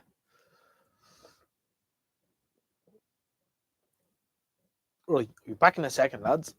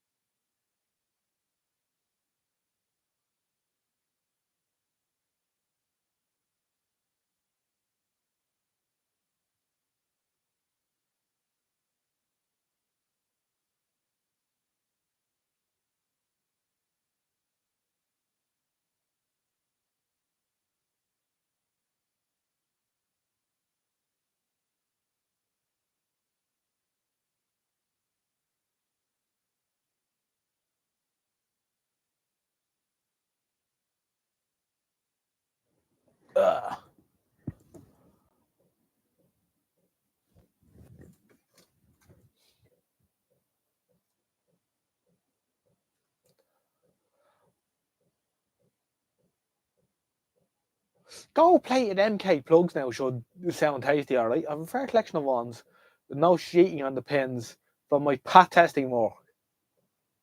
I'd tell you it would have a solid brass, gold plated. Only $39.99. You want to stick a 1 in front of that. Come on now, Chipmunk. If it's only $39.99, that means it's shit.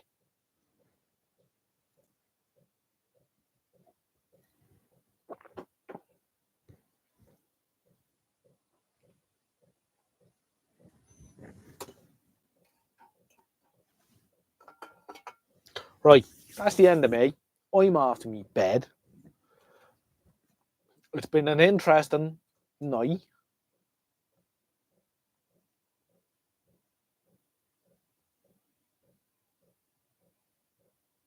Go play it. Well, it's only the pins White have were, you'd hope. Sold a fuse to a guy once who just wanted a cheap one to make sure there was nothing wrong with his amp before he bought a proper gold plated one. Good night, one and all. Take her handy. We'll catch you in the next one and all that jizz.